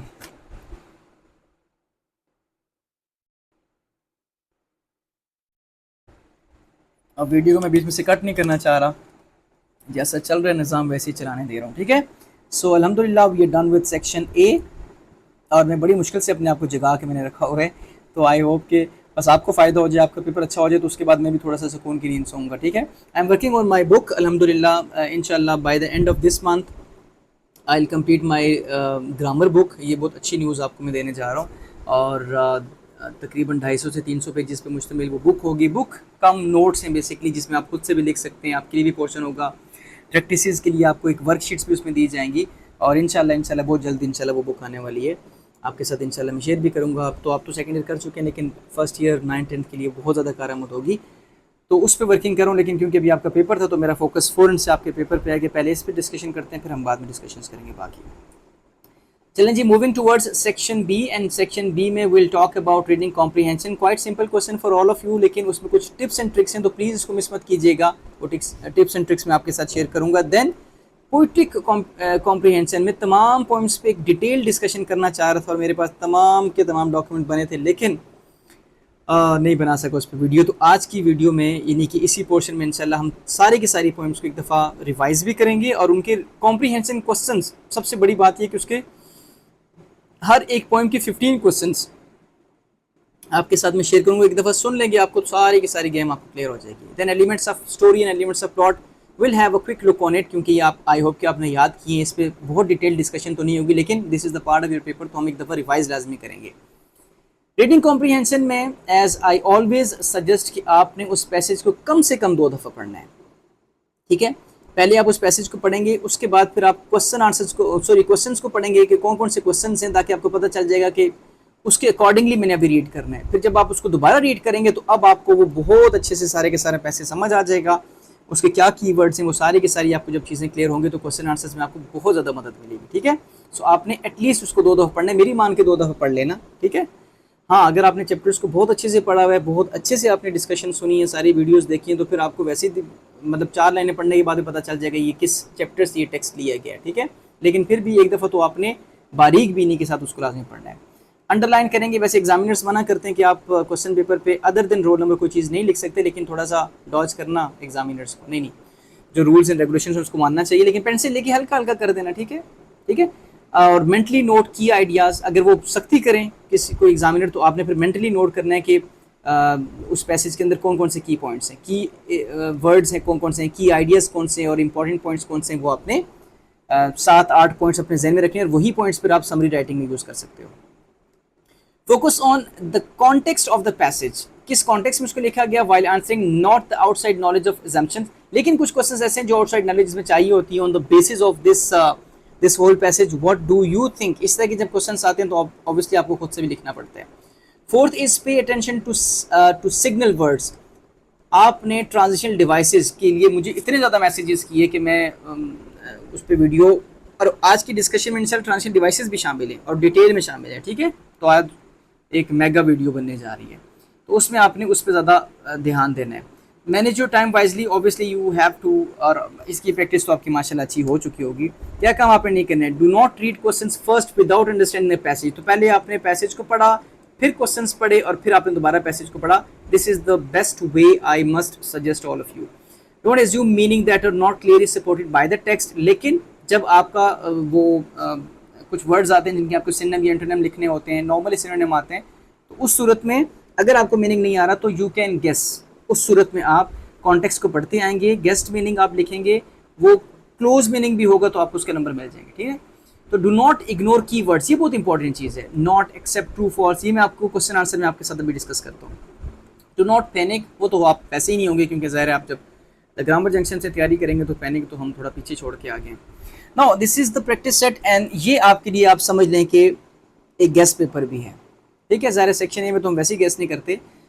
Unit number 2, 7, 9, 10, 13, these are the units. अगर स्टोरीज आपके पेपर में आती हैं तो story number like unit number 9 and unit number 13, these 2 are the stories. इनसे बहुत चांसेस हैं कि आपके पेपर में MC रीडिंग कॉम्प्रिहेंशन आ जाए, ठीक है। आई रिपीट कि अगर स्टोरीज में से आपका रीडिंग कॉम्प्रिहेंशन का पैसेज सेट हुआ तो आई एम श्योर, और मुझे लगता है, मेरा गेस है कि 9th और 13th चैप्टर, 9th और 13 यूनिट से उसको किया जा सके, ठीक है। बहरहाल these are the chapters, I must recommend you to at least 1 या 2 प्रैक्टिस की आपको प्रैक्टिस करनी चाहिए, ठीक है। मैंने यहाँ पे आपकी प्रैक्टिस के लिए यहाँ पे टोबैको वाले यानी कि 7th जो चैप्टर है वो मैंने आपके साथ यहाँ पे शेयर किया इन द पास्ट। एक दफ़ा पढ़ लेते हैं, ठीक है, फिर हम क्वेश्चन आंसर पे चलेंगे। स्किप मत कीजिएगा, ज़रूरी चीज़ें हैं तो फिर आपको वो चीज़ें साथ साथ डिस्कस होंगे। In the past, people did not know about the dangers of cigarette smoking, but medical experts have learned that the smoke from tobacco contains poisonous substances which can damage your body. Smoking tobacco in pipes or cigars is just as harmful as smoking cigarettes. Smoking tobacco is also harmful. Tobacco in any form damages your health. अच्छा, discuss मैंने क्या करना था कि आपके पास ये एक passage आ गया, ठीक है, यहाँ तक। इस पैसेज को आपने प्लीज़, जब आपने समरी राइटिंग करनी है, स्पेशली उसके लिए ट्रिक है कि आपने उसको डिवाइड करना है पार्ट्स में। लेट्स सपोज आप इसको एक भी कंसीडर कर सकते हो और इसको आप 2 हिस्सों में भी डिवाइड कर सकते हैं, ठीक है, not on the basis of sentences. Like यहाँ से लेकर आपने लेट्स सपोज इसको यहाँ तक किया और यहाँ से लेकर यहाँ तक, आपके टोटल कितने पोर्शन बन गए, 4 पोर्शन बन गए, और 5वां पोर्शन आपका ये बन गया, 6ठा पोर्शन आपका ये बन गया, 7वां पोर्शन आपका ये बन गया, और उसके बाद ऑलमोस्ट 8वां और 9, ये 9 पोर्शन बन गए। इसका मतलब है कि आप इन 9 पोर्शन से 11-12 पॉइंट्स निकाल सकते हैं। वही 11-12 पॉइंट्स आपने समरी राइटिंग में करने हैं। इसका मतलब ये है कि अगर मैं इसको यहाँ से लेकर यहाँ तक एक कंसीडर करता हूँ पोर्शन, इस पूरे पोर्शन को पढ़ें, इस पूरे पोर्शन में से आपको 1, 2 या 3 पॉइंट्स मिलेंगे। कोशिश करेंगे कि अगर इन तीनों पोर्शन को 1 या 2 सेंटेंसेस के अंदर कंप्लीट करें, ठीक है। अब जब इस पोर्शन को आप पढ़ेंगे, यहाँ से यहाँ तक आपके पास 2 पोर्शन हैं, इन दोनों पोर्शंस में से हो सकता है 3, हो सकता है 4, हो सकता है 2 पॉइंट्स आपको मिले, ठीक है। तो 3 से 4 तो आपको मिलेंगे ही वाले, 4 ये पॉइंट्स हो जाएंगे, 2 ये पॉइंट्स हो जाएंगे, तो 6 पॉइंट्स आपके बन जाएंगे। तो इसी तरीके से आप देखेंगे कि इस पूरे को पढ़ने के बाद जब आप उसको कंपाउंड सेंटेंस या कॉम्प्लेक्स सेंटेंसेस में लिखेंगे, तो फिर आप देखेंगे कि आपकी ऑटोमेटिकली आपकी वो समरी बन दी जाएगी, ठीक है। वरना यहाँ से देख के एज इट इज़ लिख देना would not be considered as summary. तो आप सारा ठीक लिखेंगे, लेकिन आपके 8 में से 6 या 5 नंबर आ जाएंगे, तो फिर वो 2-3 नंबर आपके कहीं ना कहीं कट रहे होते हैं और आपको समझ नहीं आती कि वो नंबर हमारे कहाँ पे कट रहे हैं, ठीक है। तो ये आपने समरी राइटिंग में करना है। तो दीज आर द क्वेश्चंस। मैंने आपके लिए कुछ क्वेश्चन सेट किए हैं, आप इसका स्क्रीनशॉट लेके इनकी प्रैक्टिस कर सकते हैं। वैसे मैंने बल्कि डॉक्यूमेंट तो मैं आपके साथ वैसे ही शेयर कर दूंगा। तो बहरहाल अब ये मैंने समरीज की लिखी है। The passage explains the harmful effects of smoking and how modern medical research has revealed its dangers, it highlights that tobacco, ठीक है। ये आप इसको पढ़ लीजिएगा, टाइटल देख लें आप, बच्चे भूल जाते हैं अक्सर। Harmful effects of smoking on human health, all the letters are capital except the prepositions, ठीक है। ऑब्वियसली उनको हम कैपिटल नहीं करते, और एंड पे फुल स्टॉप भी नहीं है, ठीक है। ये गलती नहीं करनी। अंडरलाइन करेंगे, अच्छे से इसको मार्कर्स के साथ लिखेंगे, और दिस इज द समरी, इसको आपने अच्छे से पढ़ लेना है। क्वेश्चंस को मैं थोड़ा सा पढ़ के आपके साथ कुछ 1 या 2 क्वेश्चंस पढ़ लेता हूँ। How does the passage show a shift from past ignorance to present awareness. Past के जो लोग थे वो इग्नोर्ड थे अबाउट दिस, अब जो प्रेजेंट के लोग हैं दे आर मच अवेयर। यहाँ पे उनके लिए अवेयरनेस का वर्ड है, उनके लिए इग्नोरेंट का वर्ड है। ये जो शिफ्ट आया है कि पहले लोगों को इस चीज़ के बारे में नहीं पता था, these are basically the key words, इस पर आपने फोकस करना है। शिफ्ट की बात करेंगे आप, और किस शिफ्ट की कि पास्ट में जो लोग थे वो इग्नोरेंट थे, और अब के जो लोग हैं वो अवेयर हैं अबाउट स्मोकिंग। ये एक बात होगी। दूसरी बात, and why is this shift is important, ठीक है। अब देखिए, अब आपने कीवर्ड्स को देखा, उस पर फोकस किया, अब जरा इसका आंसर देखिएगा। The passage shows a shift from past ignorance to present awareness by explaining that earlier people did not know the dangers of smoking. अब ये देखिए, मुझे चीज़ ये तो वैसे बड़ी क्लियर है कि पास्ट के लोग इग्नोरेंट थे, गुमराह थे इस मामले में, आप समझ लीजिए, उनको उन चीज़ों के बारे में ज़्यादा इल्म नहीं था। उसी चीज़ को आपने यहाँ पे एक्सप्लेन कर दिया। बट लेकिन अब ये शिफ्ट आया ना, शिफ्ट क्या आया कि आजकल के लोग जो हैं वो अवेयर हैं, but now medical experts have discovered its harmful effects. This shift is important next portion question का, because it helps people understand that smoking is not a harmless habit but a serious health risk that can cause fatal diseases like cancer and bronchitis, encouraging prevention and awareness. How beautifully this answer is crafted, ठीक है। अब जैसे आपने देखा कि start में हमने वही कीवर्ड्स इस्तेमाल किए जो क्वेश्चन में यूज़ किए थे, तो इससे एग्जामिनर को चेक करने में बहुत आसानी होती है और एग्जामिनर आपको इसके फुल मार्क्स देगा। एक और इम्पॉर्टेंट चीज़ कि आपने इनमें से कौन कौन सी चीज़ें ऐसी हैं जिनको आपने ब्लैक पेन के साथ या मार्कर के साथ लिखना है, यानी कि हाईलाइट करके लिखना है। पास्ट इग्नोरेंस को, प्रेजेंट अवेयरनेस को, बेशक आप शिफ्ट को भी कर सकते हैं इस कॉन्टेक्स्ट में। डेंजर्स ऑफ स्मोकिंग को आप कर सकते हैं, हार्मफुल इफेक्ट्स को कर सकते हैं। अच्छा जी, smoking is not only basically not only harmless habit, not only harmful habit, harmful होगा, हार्मलेस नहीं होगा। सीरियस हेल्थ रिस्क को आप अंडरलाइन करेंगे, मतलब हाईलाइट करके लिख सकते हैं। डिजीज़ के नाम कैंसर है, ब्रोंकाइटिस है, और प्रिवेंशन और अवेयरनेस। इन वर्ड्स को आप हाईलाइट करके, हाईलाइट से मुराद मार्कर के साथ या ब्लैक पेन के साथ, या अगर कोई बच्चा अंडरलाइन करेगा तो स्केल के साथ बड़े अच्छे से अंडरलाइन करना है। This is how you are suppose to present your question, ठीक है। अगर आप इसके ऊपर हेडिंग बना के देना चाहते हैं तो बहुत अच्छी बात है। उसकी रीज़न मैंने आपको बताई थी कि यहाँ पे 2 क्वेश्चन हैं, या तो आपने ये वाला क्वेश्चन अटैम्प्ट करना है या तो ये वाला अटैम्प्ट करना है। तो हमें कैसे, एग्जामिनर को कैसे पता चलेगा कि आप ये वाला क्वेश्चन अटैम्प्ट कर रही हो, ये वाला कर रहे हो, ठीक है। आपके पास ऑप्शन है ना। तो आपने यहाँ पे उसकी छोटी सी हेडिंग बना देनी है मार्कर के साथ और एक लाइन छोड़ने के बाद आंसर करना है। खूबसूरत तरीन आपका आंसर आपको लगेगा इंशाल्लाह, ठीक है। तो ये आपने करना है, बाकी क्वेश्चंस को आप पढ़ लीजिएगा। ये सारे के सारे क्वेश्चंस हैं और इन सब के आंसर्स मैंने यहाँ पे दे दिए, इनको आप पढ़ लीजिएगा और इंशाल्लाह अगर तो यही आ जाता है फिर तो सोने पे सुहागा हो जाएगा, ठीक है।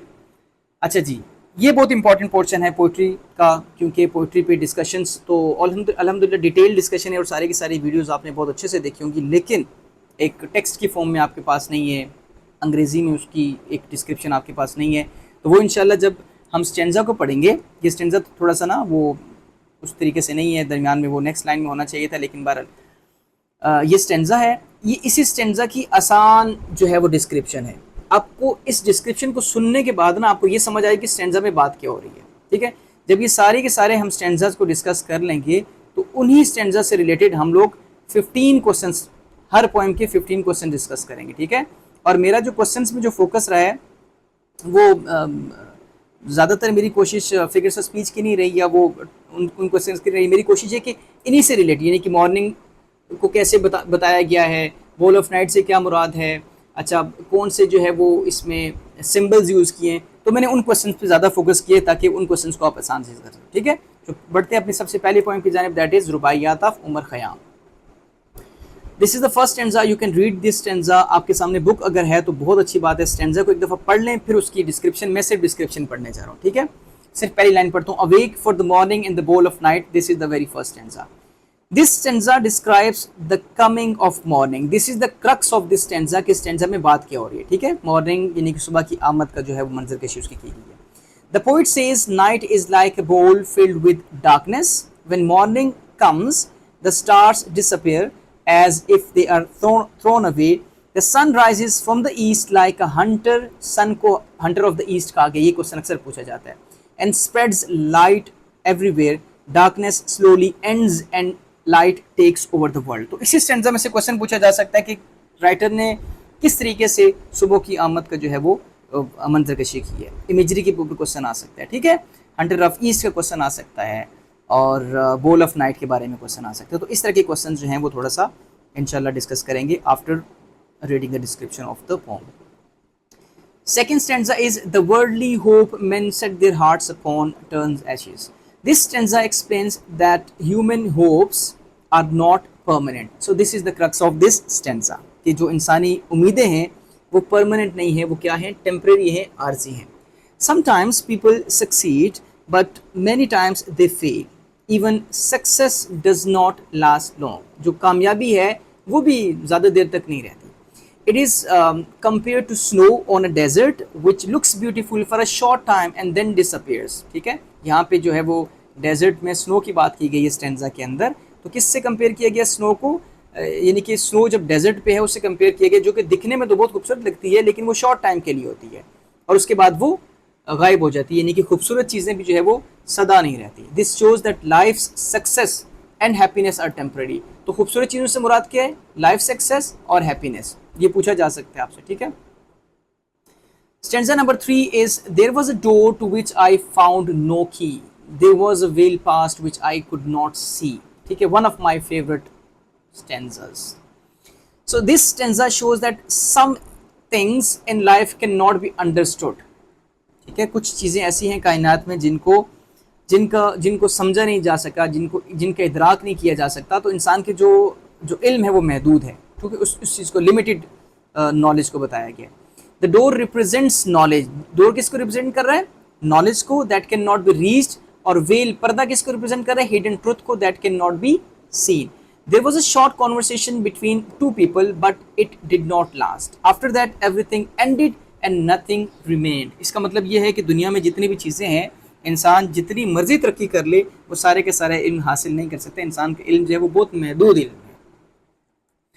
Stanza number 4, the moving finger writes and having read.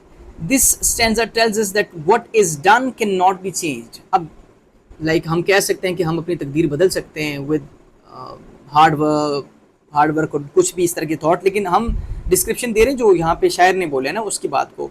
Not all party not wits shall lure it back to cancer half वाले, वो कह रहे हैं एक लाइन भी कैंसिल नहीं हो सकती, तो हम उसके पर्सपेक्टिव से देख रहे हैं। The moving finger represents time और ह्यूमन एक्शंस। अब मूविंग फिंगर किस चीज़ को रिप्रेजेंट कर रही है, टाइम को और ह्यूमन एक्शंस को तकदीर भी कह सकते हैं आप. Once something is written or done, it cannot be erased. This is the crux of this stanza. Even prayers, intelligence or tears cannot change the past. It shows that actions are permanent. जो तकदीर में लिखा जा चुका है वो आप उसको बदल नहीं सकते. अब जाहिर है बहुत सारी इस पर दिस इज डिबेटेबल, लेकिन मौत एक हमारी तकदीर में लिखी जा चुकी है. मौत को आप कभी भी टाल नहीं सकते, तो आप इसको उस पर्सपेक्टिव से लें. ठीक है. स्टैंजा नंबर 5 क्या है जी? Yet that spring should vanish that the rose. Spring और रोज की बात हो, ये बहुत इंपॉर्टेंट स्टैंजा है. This stanza talks about the short life of beauty and youth. Beauty और यूथ. स्प्रिंग जो है समझ लें जो है वो दोनों चीज़ें वैसे ऑल्टरनेट हैं, ओवरलैपिंग टर्म्स हैं. Spring and roses represent beauty but they do not stay forever. Youth is compare to a beautiful book that closes quickly. The nightingale represents joy, but it also disappears. Everything beautiful in life is temporary. हर वो चीज़ जितनी भी खूबसूरत है, कोई चेहरा आप देख लें, हसीन तरीन बड़े सीरम्स लग रहे हैं और बड़ी जो है वो क्रीम्स लग रही हैं, नाइट क्रीम्स लग रही हैं, लेकिन एक न एक दिन जब वो 60, 70, 80 को पहुँचेगा या पहुँचेगी तो अब उसके चेहरे पे झुर्रियाँ आ जाएंगी. तो उस वक्त के उस असर से बचा नहीं जा सकता. So very beautiful poem. मैं जल्दी में उसकी डिस्क्रिप्शन की है. Now these are the question सारे के सारे में पढ़ूंगा तो इंशाल्लाह आपको कुछ चीज़ें रिपीट होती जाएंगी ना, तो आपको इंशाल्लाह वो ऑटोमेटिकली वो चीज़ें अगर आप सुन रहे हैं तो आपको चीज़ें अच्छे से समझ आती जाएंगी. What is the main theme of the pome? The main theme is that life is temporary. अब पोएम के बारे में तो क्वेश्चन नहीं आता, क्वेश्चन तो आपसे स्टैंजा के बारे में आता है, लेकिन हम पोएम को समझ रहे हैं. Everything like beauty, youth and happiness does not last forever. The poet shows that time changes everything and human beings should understand this reality. So life is temporary. This is the crux of the whole poem. How is morning described in stanza 1? कैसे morning हो रही है हम पहले discuss कर चुके हैं. Morning is described as a powerful force that removes darkness. It brings light to the world. The sun rises and spreads brightness everywhere. It shows the beauty of nature. Question number 3 is, what does bowl of night mean? It means the sky filled with darkness. The poet compares night to a bowl holding darkness. It is an imaginative way to describe the night sky. It makes the image more creative. How beautifully and how creatively he basically presented this whole scene. What does hunter of east represent? It represents the rising sun. The sun is shown as hunter that brings light. It removes darkness from the world and this shows the power of morning. इनको जब आप पढ़ेंगे 2-3 दफ़ा पढ़ेंगे तो आपको वो words और how to explain those questions तो वो आपको आसानी से समझ आ जाएगा. What does stanza 1 mainly describe? अभी हम डिस्कस कर चुके हैं. नाइट टू मॉर्निंग का जो शिफ्ट है उसको बयान किया जा रहा है. Darkness slowly disappears, life spreads everywhere. The poet uses beautiful images of nature. What does worldly hope mean? It means human desire and dreams in life. तो अब इस तरह के क्वेश्चन पेपर में आते हैं तो ह्यूमन डिजायर और ड्रीम्स को आपने मार्कर से या ब्लैक पेन से लिखना है, हाईलाइट करके लिखना है. People hope for success and happiness. Sometimes these hopes are fulfilled and sometimes not. The poet shows they are not permanent. What does snow in the desert represent? सहरा में जो snow है वो किस चीज़ को represent करती है? It represent short-lived happiness or success. It looks beautiful but disappears quickly. It shows that morning stays forever. Sorry. Nothing stays forever. Life changes very fast. Eighth question is, what is the message of stanza 2? The message is that success and hope do not last long. Everything in life is temporary. We should not depend too much on worldly things. Life is uncertain and uncertainty is life. So what does the door represent? It represents knowledge or truth that cannot be reached to its highest point. It shows human limitations. ठीक है, इंसान का जो इल्म है वो बहुत महदूद है. Some things are beyond understanding. रूह क्या है? कुरान पाक में आता है ना कि यसअलूनका अनिर रूह. तो बहुत सारे ऐसे क्वेश्चंस हैं कि उनकी असल हकीकत क्या है. We cannot open every door in life. अगर आपने पोएम को अच्छे से सुना हुआ है तो अब ये क्वेश्चंस आपके लिए आसान है. अगर पोएम बिल्कुल नहीं सुनी तो आपको पहले पोएम को सुनना चाहिए. What does the veil symbolize? It symbolizes hidden mysteries of life. It shows things we cannot see or understand. Life has secrets that remain unknown. Human cannot uncover everything. 11th question is, what is the message of stanza 3? It shows that some things in life are temporary and unclear. Human relationships or experiences may not last. Life is full of mystery. We cannot understand everything. What does moving finger mean? It means human actions or time that cannot be changed. Once something happens, it cannot be undone. It shows the power of time. We must accept our past.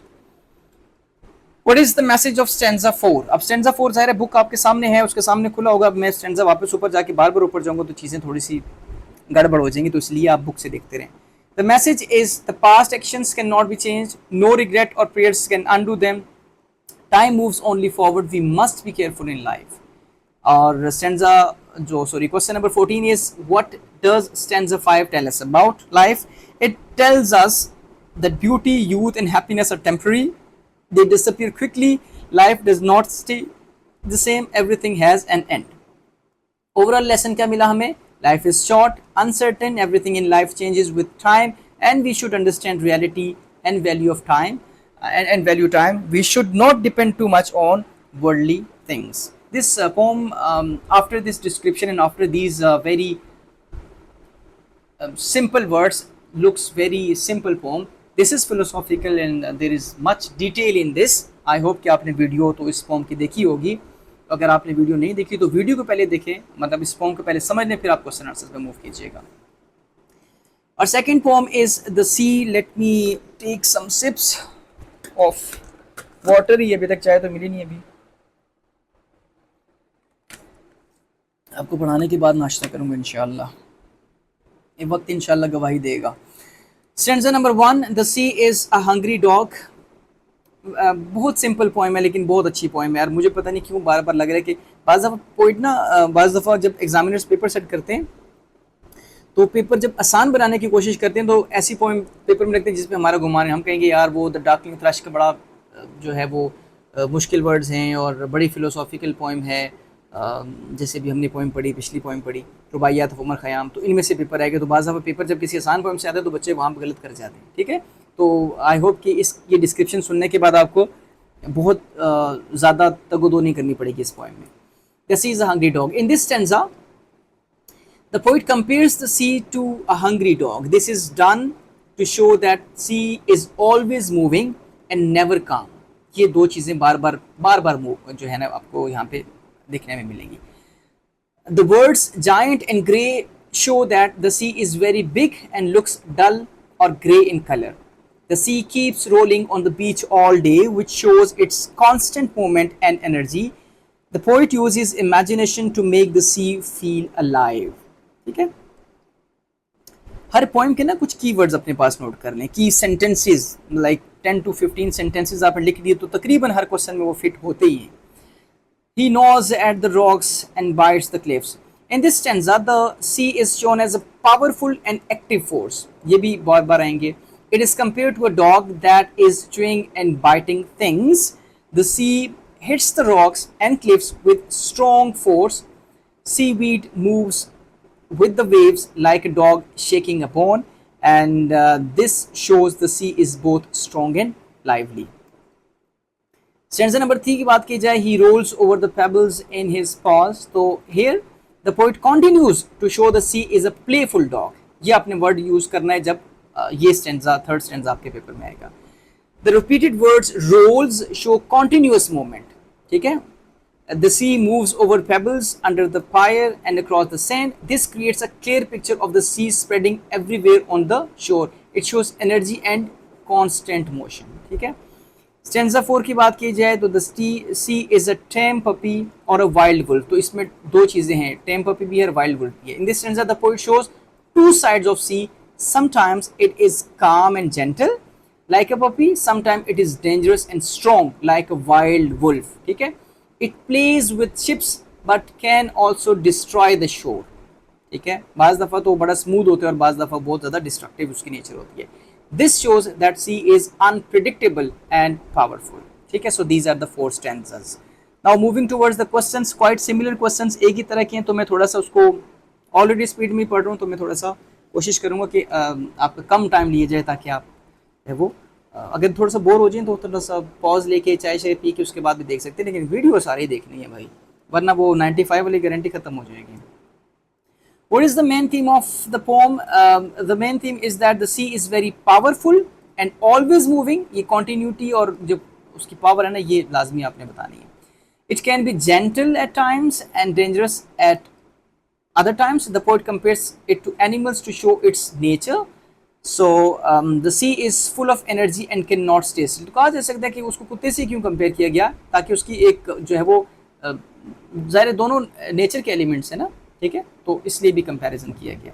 Why does the poet call the sea a hungry dog? The poet calls the sea a hungry dog to show its restless nature, ठीक है। It never stops moving and always seems active. Like a hungry dog, it keeps searching and rolling. This makes the sea feel alive. What does giant and grey describe? It describes the size and color of the sea. Giant shows that it is very big. Grey show it is dull or and deep color. It gives a strong visual image of the sea. तो आपने imagery की बात भी करनी है अगर वो आपके इमेजरी से रिलेटेड क्वेश्चन आता है। What does rolling on the beach show? It shows that the sea is always moving. It never becomes still or quiet. It keeps coming to the shore again and again. This shows its energy. What does gnaws at the rocks mean? It means sea hits and veers away rocks with strong force. It is like an animal chewing something, and this shows the power of waves. ठीक है? The sea slowly changes the land. Sixth question is, what does like a dog with a bone show? It shows the sea shaking seaweed like a dog shaking a bone. जैसे वो seaweed जो है वो move कर रही है ना पानी की waves के साथ। अच्छा, it gives a playful image. ये आपने word मैंने कहा था यूज करना है। It makes the sea seem active and alive. It also shows movement. Seventh question is, how does the poet use personification in the poem? The poet gives human and animal qualities to the sea. He makes it act like a dog or wolf. The sea rolls, bites, and plays, and this makes it easier to imagine. What does repetition of rolls show? It shows continuous movement of the sea. The sea never stops moving, and it keeps touching different parts of the shore, and this shows its energy. What does under the pyre show? It shows the sea spreads everywhere. हर जगह पे है. It moves even under structures. This show its reach and power, and the sea cannot be controlled. What does tame puppy mean? It means the sea can be calm and gentle. It is not always dangerous. Sometimes it looks peaceful. It shows the soft side of the sea. What does wild wolf represent? It represents the dangerous side of the sea. It shows that the sea can be very destructive. ये जो मैं underline कर रहा हूँ नहीं वैसे ही नहीं कर रही, इसलिए कर रहा हूँ कि ये इंपॉर्टेंट चीज़ें मेरे अकॉर्डिंग इसको अपने पेपर में आपने भी मार्कर से लिखना है या ब्लैक पेन से लिखना है। It can destroy land and ships. It shows it's power. What does he plays with the ships mean? It means the sea moves ships gently like toys. It can guide or shake them. It shows playful behavior. It is not always harmful. What does he devours the shore? It means the sea can destroy the land. It slowly eats away the shore. It shows dangerous power. The sea can change landforms. What is the tone of the poem? Tone is playful but also powerful. It shows both fun and danger. The sea is described as in energetic way. It creates lively mood. What is the theme? The theme is the power and unpredictability of nature. The sea is sometimes calm and sometimes destructive. It shows both beauty and danger. Nature cannot be controlled. So जब हम किसी भी pome के इस तरह की description सुनने के बाद 15 क्वेश्चन जो मोर और लेस एक ही तरह की बातें बार बार होती हैं, तो हमारे पास डिफरेंट एक्सप्रेशंस आते हैं कि एक ही बात को आप डिफरेंट वर्ड्स यूज़ करके, अब आपको बार बार वो सुना कि आपने नेवर काम और ऑलवेज मूविंग और प्लेफुल है और पावरफुल है, एक्टिव फोर्सेस हैं, स्ट्रॉन्ग फोर्सेस हैं, ये वर्ड्स आप बहुत दफ़ा सुन चुके हैं ये सारे क्वेश्चन सुनने के बाद। अब ये सारे के सारे वर्ड्स आपके जहन में बैठ चुके हैं। अब जब आप इसके बारे में क्वेश्चंस के आंसर करेंगे तो इंशाल्लाह you will feel more confident इंशाल्लाह। Next is harvest hymn. We मेरे अकॉर्डिंगली यहाँ से पेपर में आपके स्टेंजा आ सकता है। वैसे तो सारी की सारी फॉर्म्स जो है वो इम्पॉर्टेंट है, लेकिन ये एक ऐसी पोम है जो कि बहुत मुश्किल नहीं है और बहुत आसान भी नहीं है। मतलब नॉट लाइक रुबाइयत उम्र ख़याम की तरह फ़िलोसॉफ़िकल नहीं है, डीप मीनिंग्स नहीं है, और ना ही ये द डॉग की तरह, the sea is hungry dog की तरह, sorry the sea not the dog, उसकी तरह बिल्कुल आसान है। ठीक है, तो ये थोड़ा ना कहीं मिड में आती है, तो मुझे लगता है कि ये आपके पेपर में इसमें से कोई स्टेंजा आ सकता है। और ये थोड़ा सा ना एक माशरे पे तंज भी है और मॉडर्न मैन पे तंज है, तो उस लिहाज से इसकी इंपॉर्टेंस बहुत ज़्यादा बढ़ जाती है। तो I must recommend pay attention on the discussion that is going to happen. तो इंशाल्लाह आपको यहीं पे समझ आ जाएगी। Stanza number 1 is we spray the fields and scatter the poison on the ground so that no wicked wildflower upon our farm be found. In this stanza, the poet describes modern farming methods. Farmers use chemicals and poison to remove unwanted wild plants from their field. Wildflowers are called wicked because they are not useful for farming. ठीक है, the main aim is to protect crops and increase production. जो farmers हैं, जो आजकल के इंसान है, उसका काम ये है, उसका मकसद ये है कि सिर्फ और सिर्फ जहाँ से पैसा हो, जहाँ से मुझे प्रॉफिट मिले, बस बाकी सारी चीज़ें जो है वो यूजलेस है। It shows how nature is controlled for human benefit. Stanza 2 की बात की जाए तो we like whatever helps us to line our purse with pens, the 24 or broiler house and neat electric fence. In this stanza, the poet shows the farmers mainly focuses on earning money. They prefer anything that increases profit. Modern systems like broiler houses help produce food quickly. Electric fences are used for safety and control. It shows the money is more important than nature. Nature destroy हो रही है, भाड़ में जाए, पैसा आना चाहिए। ये एक मॉडर्न मैन की अप्रोच है बेसिकली। स्टेंजा 3 की बात की जाए तो all concrete sheds around us and Jaguars in the yard and telly lounge in deep freeze are ours from working hard. In this stanza the poet describes the modern lifestyle of farmers. Traditional farm buildings are replaced with concrete structures. लेंटर वाले छत पड़ चुके हैं। Farmers now enjoy luxury items like cars, televisions and freezers. They believe this comfort is the result of hard work. It shows modernization and material success or materialistic approach. Stanza 4 is we fire the fields for harvest, the hedges swell the flame, the oak tree and the cottages from which our fathers came. ठीक है जी। In this stanza, the poet shows traditional farming methods like burning fields. The fire spreads through hedges and affects trees and old cottages. These places are linked with their ancestors and past life. Cottages basically आपके ancestors, आपकी जो विरसा है उसको show करते हैं, और जो trees हैं वो नेचर को शो करते हैं। ठीक है, it shows both tradition and damage to the nature. It reflects change in rural environment. Fifth and the last stanza of this poem is we give no compensation, the earth is ours today, and if we lose on arable, the bungalow will pay. In this stanza, farmers show ownership of the land nature. They do not care about damage and give no compensation. They believe the earth belongs to them completely. Even farmland is replaced by houses and buildings. It shows greed and urban expansion. ठीक है, सो आसान poem थी, इतनी मुश्किल नहीं थी। अब question answer जब वो बार बार एक तरह की चीज़ रिपीट होगी तो इंशाल्लाह आपको फिर वो की वर्ड्स और की सेंटेंसेस की एक्सप्रेशंस आपके जहन में बैठ जाएंगे। हमने देखने के सबसे पहले इसका मेन आइडिया क्या है।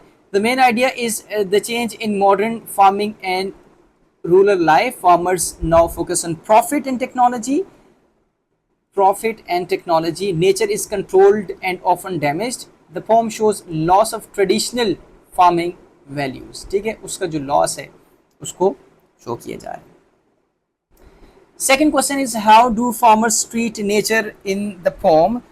Farmers treat nature as something to control. They remove wild plants using poison. They also burn fields for farming. Nature is not respected. जरा हम ये भी बना देते हैं साथ में, ठीक है। What does spraying poison on fields show? It shows modern farming methods. Farmers use chemicals to increase production. Wild plants are removed completely. It also shows harm to nature. Why are wildflowers called wicked? Wicked इसलिए कहा गया क्योंकि ज़ाहिर है हमें वो चीज़ अच्छी है जिससे पैसा आता है, ठीक है. They are called wicked because farmers see them as useless. They think these plants reduce crop growth. Sorry, what is growthing? मुझे लगता है मुझे नींद चढ़ चुकी है ना. The world shows negative attitude towards nature. It reflects human control. अब मेरे सामने एक टारगेट है ना कि मुझे वीडियो बनानी ही बनानी है, तो वो नींद मेरी मरी जा रही है. वरना अगर मैं पूरी रात जागूँ तो फजर के बाद तो आप थोड़ी देर के लिए नहीं बैठ सकते, ठीक है, मुश्किल हो जाता है बहुत ज़्यादा बैठना. लेकिन जब आपके सामने एक मंजिल होती है ना, एक टारगेट होता है, तो फिर नींद आपकी उड़ जाती है, ठीक है. तो ये वीडियो जब बनानी है तो बनानी है, फिर जब आज हर सूरत में बनानी है. So what does line or purse with pence mean? It means earning more money. Farmers focus on profit. Everything is done for financial gain. It shows greed and materialism, a materialistic approach. What does the poem say about modern farming? Modern farming is mechanical and profit based. Machines and chemicals are used. Nature is controlled and changed. It is no longer natural farming. ठीक है, अब ये natural farming नहीं है, अब ये सिर्फ और सिर्फ अपने बेनिफिट्स के लिए जो है वो फार्मिंग की जा रही है. What does concrete sheds? It shows modern buildings replacing old farm structures. Traditional farms are now industrial. Nature is replaced by construction. It shows modernization. What do jaguars in the yard represent? They represent luxury and wealth. Farmers now live a modern and rich lifestyle. It shows success from farming. It reflects material progress. What does the poem say about lifestyle change? Lifestyle has become modern and comfortable. Farmers use TV, freezer, cars. Life is no longer simple. It shows development and loss of simplicity. Excuse me. What does burning fields show? It shows traditional farming and traditional farming methods used for harvest. It also shows destruction of nature. Fire spreads across the field and hedges. It is both useful and useless and useful उनके लिए useful है ना, and harmful. What does the oak tree and cottage represent? Important question है. They represent old rural life and tradition. They are linked with ancestors. They show history of farming families. They are affected by modern changes. Well, MCQ. What is MCQ? मुझे पानी पीना चाहिए, मुझे लगता है मुझे अब ना थोड़ा सा 2-3 सेकंड का पॉज लेना चाहिए.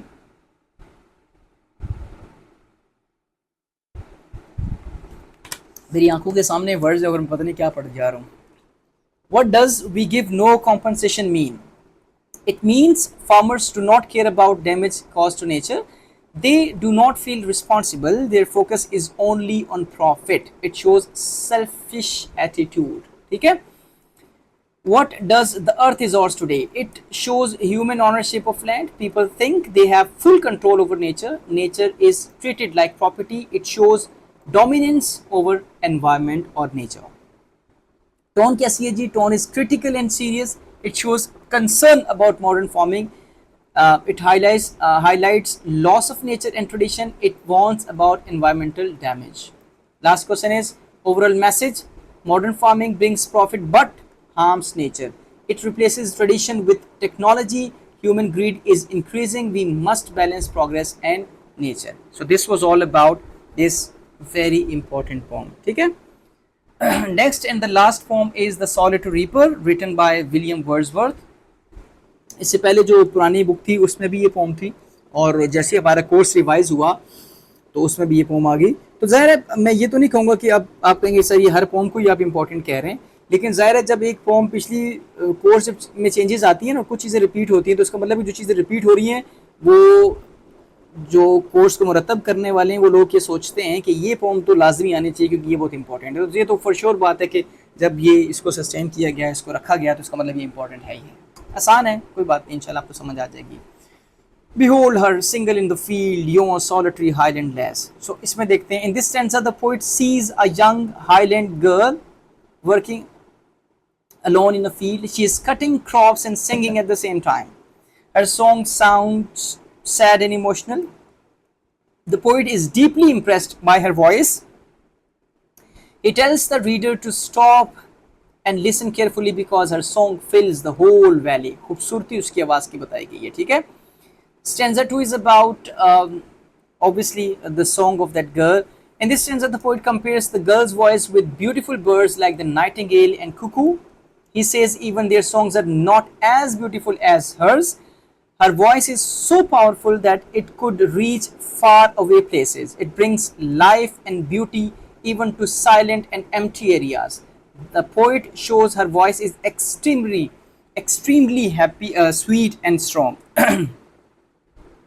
Stanza 3, will no one tell me what she sings? Perhaps the plaintive numbers flow. इसमें वो guess कर रहा है. In this stanza, the poet thinks about the meaning of her song. He is not sure what she is singing about. He guesses it may be about old sad stories or past wars. It could also be about simple daily sadness or pain. The song seems emotional and full of deep feelings. In the last stanza, whatever the theme, the maiden sang as if her song could have no ending.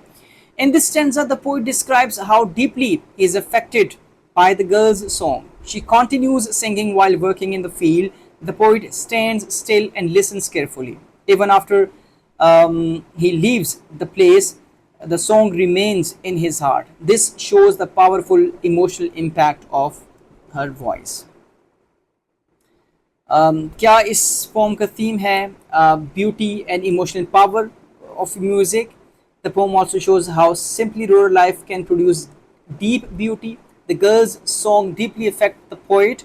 It shows the connection between the nature and human emotions. How she was outpouring her emotions, melancholic, maybe कुछ दर्द है या कुछ गम है जिसका वो इजहार कर रही है with the help of that song. तो उसकी song में इतनी वो deepness है basically. So that shows basically the connection between the nature and the human emotions. Who is the Solitary Reaper? The Solitary Reaper is a young Highland girl and she is working alone in a field and she is cutting the crops and along और साथ ही साथ she is singing at the same time. She represents simplicity and natural beauty. What is the girl doing in the field? She is reaping crops and she is also singing, ठीक है? And she is alone in the fields. How does the poet describe her song in stanza 1? The poet, the voice was very captivating. The tone was basically sad and emotional. He called it melancholy strain. तो जब आपने वही चीज़ as it is quote की stanza से तो आपने उसको फिर inverted commas में कर दिया. Her voice fills the valley. It creates a deep impression on the listener.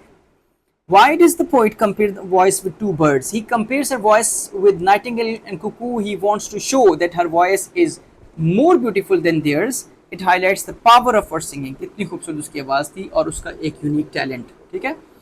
What does breaking the silence of the seas mean? It means कि उसकी जो आवाज़ थी वो बहुत strong थी और वो far away places जो थी जैसे Hebrides वहाँ तक उसकी आवाज़ जो जा सकती थी. It shows the power and reach of her singing. It creates a wide and powerful image. It shows emotional depth. What is the poet unsure about in stanza 3? The poet is unsure about the meaning of her song. He does not understand what she sings and what she is singing about. He also guesses its meaning. It shows mystery in her song. What possible themes? तो कौन कौन से possible themes बताए गए? He suggests sadness, old memories, past battles. It could also be about daily sorrow or pain. He is not certain. It shows emotional depth. अच्छा जी, plaintive number का मतलब क्या है? It means sad and emotional song. It shows sorrow in her voice. ठीक है. How is the poet affected by the girl's song? The poet is deeply moved by her song. He stops and listens carefully even after leaving. He remembers it stays in his heart. What does the poet carry with him? He carries the memory of the music in his heart. जैसे कि Daffodils में भी वो करता था. ठीक है? What is the tone of the poem? Tone is peaceful, reflective and emotional. ठीक है? और calm and deep having curiosity and wonder, ठीक है, इन सम ऑफ द स्टैंजास। अच्छा जी, what is the style of the poem? Style is descriptive and romantic. It uses simple but beautiful language. It focuses on nature and emotions. It is imaginative. What does the poem show about nature and human life? It shows that simple rural life has great beauty. Nature and humans are connected through emotions. Small moments can be powerful. It shows harmony in nature.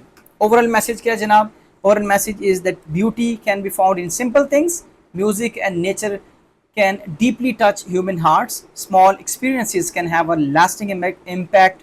True beauty is emotional and natural. So this is all about the poetic section, and I hope कि आपको अच्छे से poems समझ आ चुकी होंगी, और after reading these questions आपको वो जो कीवर्ड्स हैं और की एक्सप्रेशंस आपके जहन में आ चुके होंगे। Just give me 2 to 3 seconds, फिर डिस्कस करते हैं इसको।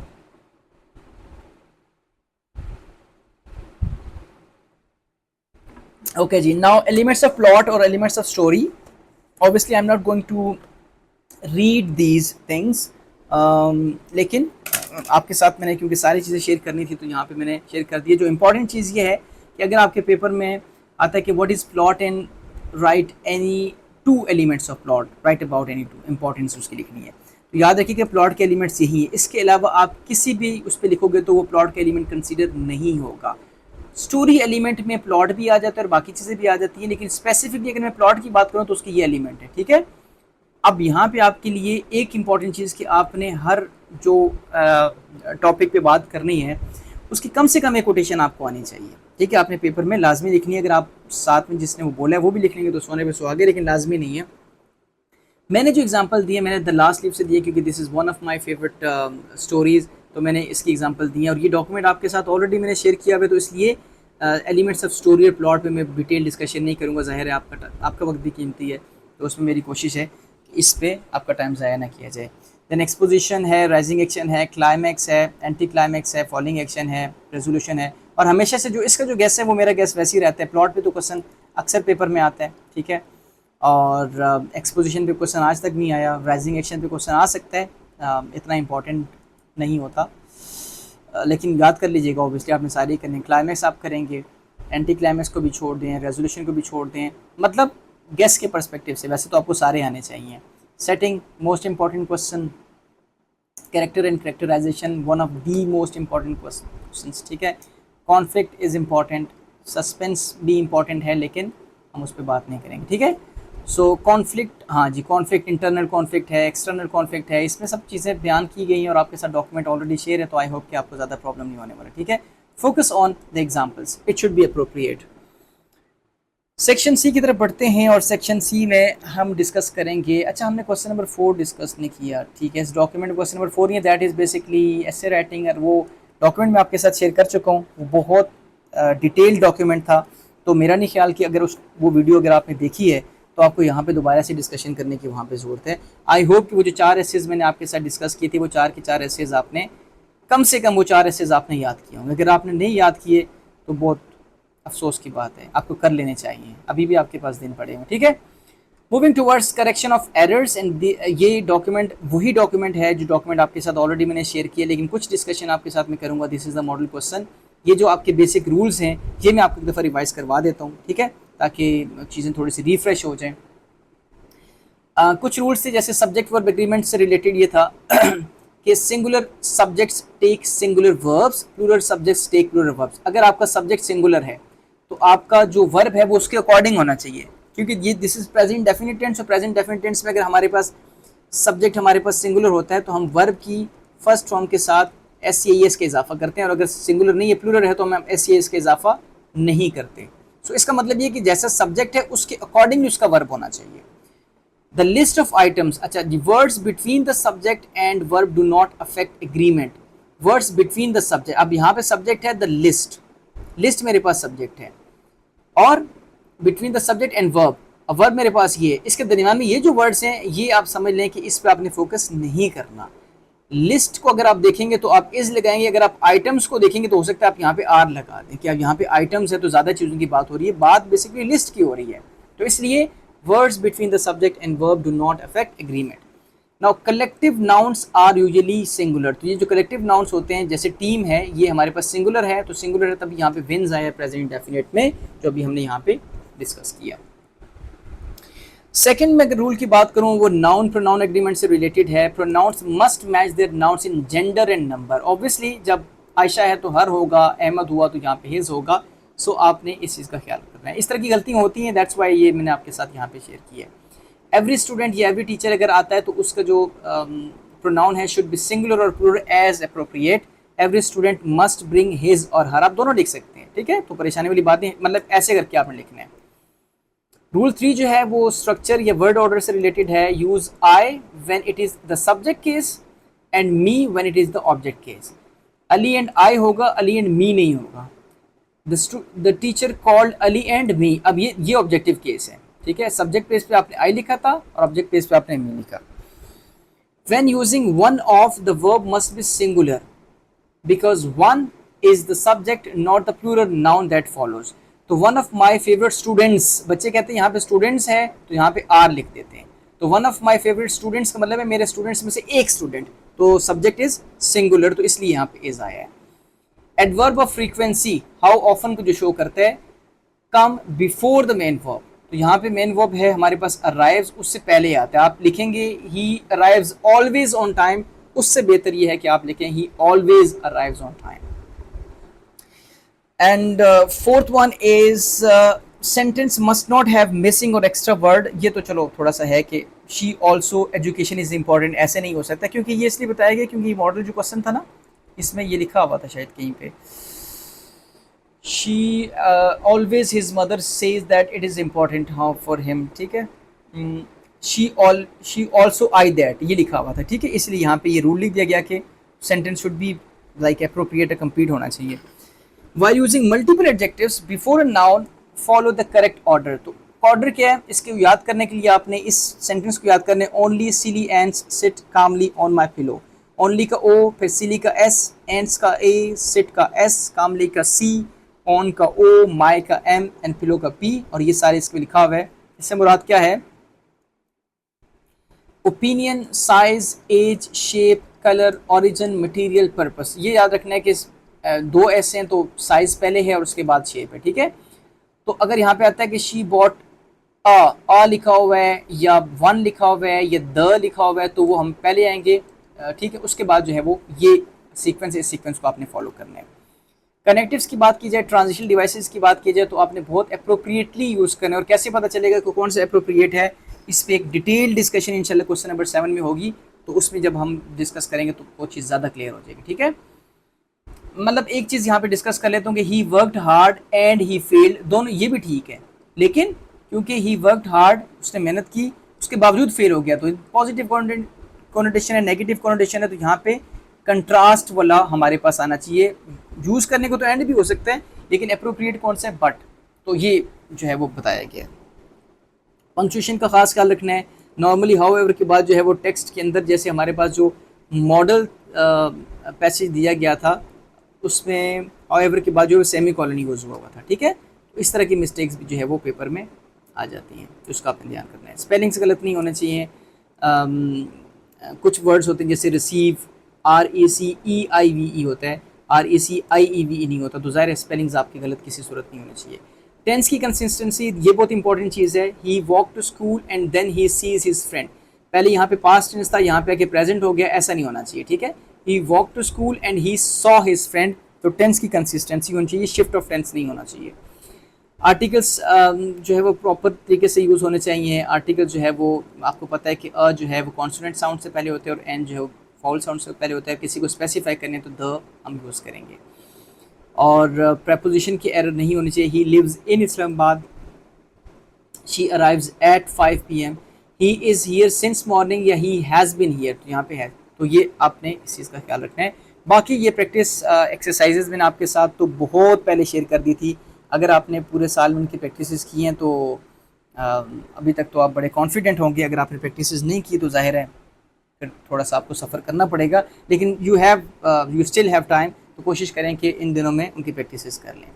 Now question number 5b is related to prepositional phrase or compound preposition and this is model question जो कि आपके मॉडल पेपर में आया हुआ है, ठीक है। तो इसको ज़रा आप देख लें, just give me 1 minute, I have to look at one of the examples.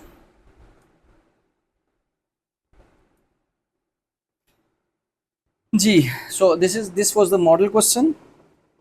Prepositional phrases होता क्या है ये हमने डिस्कस किया था, लेकिन थोड़ा सा रिवाइज कर लेते हैं। Prepositional phrase is a group of words that begin with the preposition, जो कि प्रेपोजिशन से स्टार्ट होता है। देखिए यहाँ पे सारे प्रेपोजिशन से स्टार्ट हो रहे हैं, and ends with a noun और प्रोनाउन। देखें ये सारे के सारे हमारे पास स्टार्ट किससे होगा, प्रेपोजिशन से, और एंड किस पे होगा, नाउन या प्रोनाउन पे।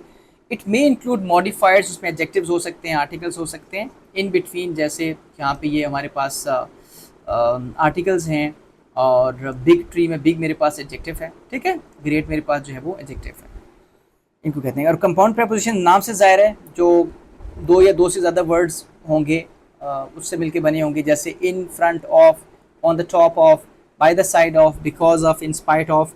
और ये मैंने आपके साथ 10 डिफरेंट कैटेगरीज शेयर की थी कि अगर प्लेस और पोजीशन की बात की जाए तो आप ये कंपाउंड प्रेपोजिशंस या प्रेपोजिशनल फ्रेजेस यूज़ कर सकते हैं। डायरेक्शन की बात की जाए तो आप ये यूज़ कर सकते हैं, और ये बहुत पहले आपके साथ मैंने बहुत डिटेल्ड डॉक्यूमेंट शेयर किया था। आई होप कि आपने इसकी प्रैक्टिस की होगी। एक जो है हम प्रैक्टिस यहाँ पे कर लेते हैं, ठीक है, और बाकी प्रैक्टिस जो है वो आप खुद करेंगे, ठीक है। मैं पहले इसको नंबर दे दूँ, this is 1, this is 2, this is 3, 4, 5, 6। याद रखिएगा पेपर में आपने सिर्फ ये काम करना है कि प्लीज़ इसको 2-3 दफ़ा पढ़ना है। एक दफ़ा पेंसिल से यहाँ पे इसके जो है वो लिख देना कि ये पहले में ये आएगा, दूसरे में आएगा, तीसरे में आएगा, और उसके बाद जब आप उसको फिल कर लें तो उसके बाद फिर एक दफ़ा चेक करना है आपने। इसमें थोड़ा सा आपको टाइम लगेगा, ठीक है, क्योंकि बाज़ दफ़ा ये होता है कि कुछ ऐसे हमारे पास आ जाते हैं कि एक ही वक्त में लगता है कि ये आखिर तीनों जो है यहाँ पे सूट करते हैं, और तीनों सूट करते भी हैं, लेकिन ज़ाहिर है आपने खुद को एक ही लिखना होता है ना, तो बाकी दो आपने कहाँ सेट करने, उसके लिए आपको इसको बार बार पढ़ना पड़ता है।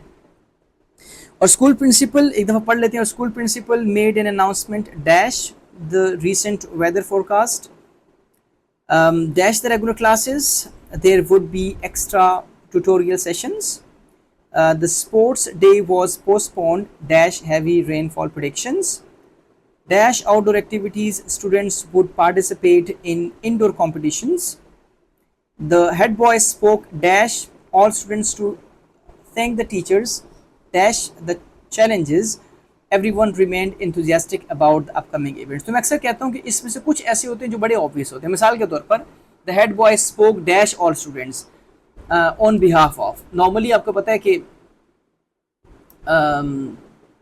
कोई हेड बॉय है तो वो रिप्रेजेंटेटिव होता है ना क्लास का, जिसको क्या कहते हैं, CRB कहते हैं, क्लास रेप या क्लास रिप्रेजेंटेटिव। तो यहाँ पे मेरे पास जो है वो 6th वाला आ जाएगा। जो हेड बॉय है spoke on behalf of all students. इसके अलावा एक और यहाँ पे आपको बड़ा ऑब्वियस नज़र आएगा, जी, this one, It's 7 o'clock. It's 7 o'clock। ठीक है भाई, शुक्र है आपने हमें बता दिया। अच्छा जी, स्टार्ट से करते हैं। और school principal made an announcement according to the recent weather, ठीक है, अकॉर्डिंग टू ये हमारे पास पहले में आ जाएगा। अच्छा, the recent weather forecast dash the regular classes, अब यहाँ पे आएगा in addition to the regular classes there would be extra. अब यहाँ पे आ गया ना एक्स्ट्रा, तो मतलब है कि in addition to the regular classes there would be extra tutorial session, तो ये भी बड़ा ऑब्वियस सा था। The sports day was postponed due to, यहाँ पे आ जाएगा ड्यू टू, ये भी बहुत ज़्यादा ऑब्वियस था, सारे ही ऑब्वियस हैं, है ना। Predictions dash outdoor activities student would participate in indoor activities instead of, यहाँ पे क्या आ जाएगा instead of, and this is 5th one, yes this one, ये हमने पहले से कर लिया। और यहाँ पे हमारे पास कौन सा बच गया, in spite of the challenges everyone remained enthusiastic, मतलब in spite of these challenges, ये इतने चैलेंजेस थे, बारिश हो गई, ये सब कुछ हो गया, सो इन स्पाइट ऑफ यहाँ पे पहले वाला आ जाएगा, ठीक है। तो आपने इसको करके एक दफ़ा फिर से चेक करना है, काउंटर चेक करना है, 1-2 दफ़ा पढ़ना है, उसके बाद इंशाल्लाह बाकी प्रैक्टिसेस आपके साथ मैं शेयर कर चुका हूँ, इनके आंसर्स भी आपके साथ मैंने शेयर किए हैं, तो आई होप कि आपने अच्छे से प्रैक्टिसेस इनकी की होंगी। Question number 5C is basically verb, verbal or aspect of time, and इसमें आपने इन्फिनेटिव्स को देखना है, जेरेंट्स को देखना है और पार्टिसिपल्स को देखना है। ये आपके साथ मैंने प्रैक्टिसेस शेयर की थी और आई होप कि ये प्रैक्टिसेस ये इसलिए नहीं आपके साथ में शेयर कर रहा अभी कि इसमें हमारे पास 100 हैं और ये सारे के सारे आंसर्स मौजूद हैं और ब्रैकेट में उनके रीजंस भी मौजूद हैं। आई होप कि ये सारी की सारी प्रैक्टिसेस आपने की होंगी, ठीक है। अगर नहीं की तो प्लीज़ अभी भी आपके पास टाइम है, इसकी आप प्रैक्टिसेस कर सकते हैं। Word formation, noun, verb, adjective, adverb की बात करेंगे तो हमने देखना है कि कौन सा एक रूट वर्ड हमें दे दिया जाएगा और उस रूट वर्ड से हमने बनाना है उसको, ठीक है। आंसर्स तो वैसे इनके भी मौजूद हैं लेकिन एक कर लेते हैं हम लोग। The athletes dedication to training was evident in her focus. मैं यहाँ लिख देता हूँ, एथलीट की dedication to training was evident in her focus. यहाँ पे फोकस का फोकस ही आएगा। During the competition she maintained a dash approach, discipline ED आ जाएगा, to her diet and exercise routine, knowing that achieving success, ठीक है, ACHIEVI, achieving success required hard work and commitment, MENT, commitment. अच्छा जी, her coach praised her for showing such determination throughout the session, ठीक है। तो आपने ये जो आपको प्रोवाइड किए गए हैं एटलीस्ट 5 सेट इनकी आपने प्रैक्टिस करनी है और अगर आपको नहीं समझ आता तो ऑब्वियसली नंबर आपके साथ शेयर किए, आप वहाँ पे ऐसा डिस्कस कर सकते हैं। इसको हम थोड़ा सा डिटेल में देखेंगे क्योंकि बहुत सारे मुझे मैसेजेस आए हैं कि सर आपने इस पे जो है वो डिटेल में बात करी है ट्रांजिशन डिवाइसेस पे। Transition devices also known as transition words और linking words are words and phrases that connect ideas, sentences or paragraphs smoothly, so that the writing flows logically and clearly. They show relationship between ideas. कौन कौन से relationship हो सकते हैं? Time का हो सकता है, कंट्रास्ट का हो सकता है, कॉज का हो सकता है, कॉज एंड इफेक्ट का हो सकता है, सीक्वेंस का हो सकता है, एडिशन या एम्फेसिस। अब ये डिस्कशन में आपके साथ थोड़ी बहुत उसमें कर चुका हूँ ऐसे राइटिंग में, ठीक है।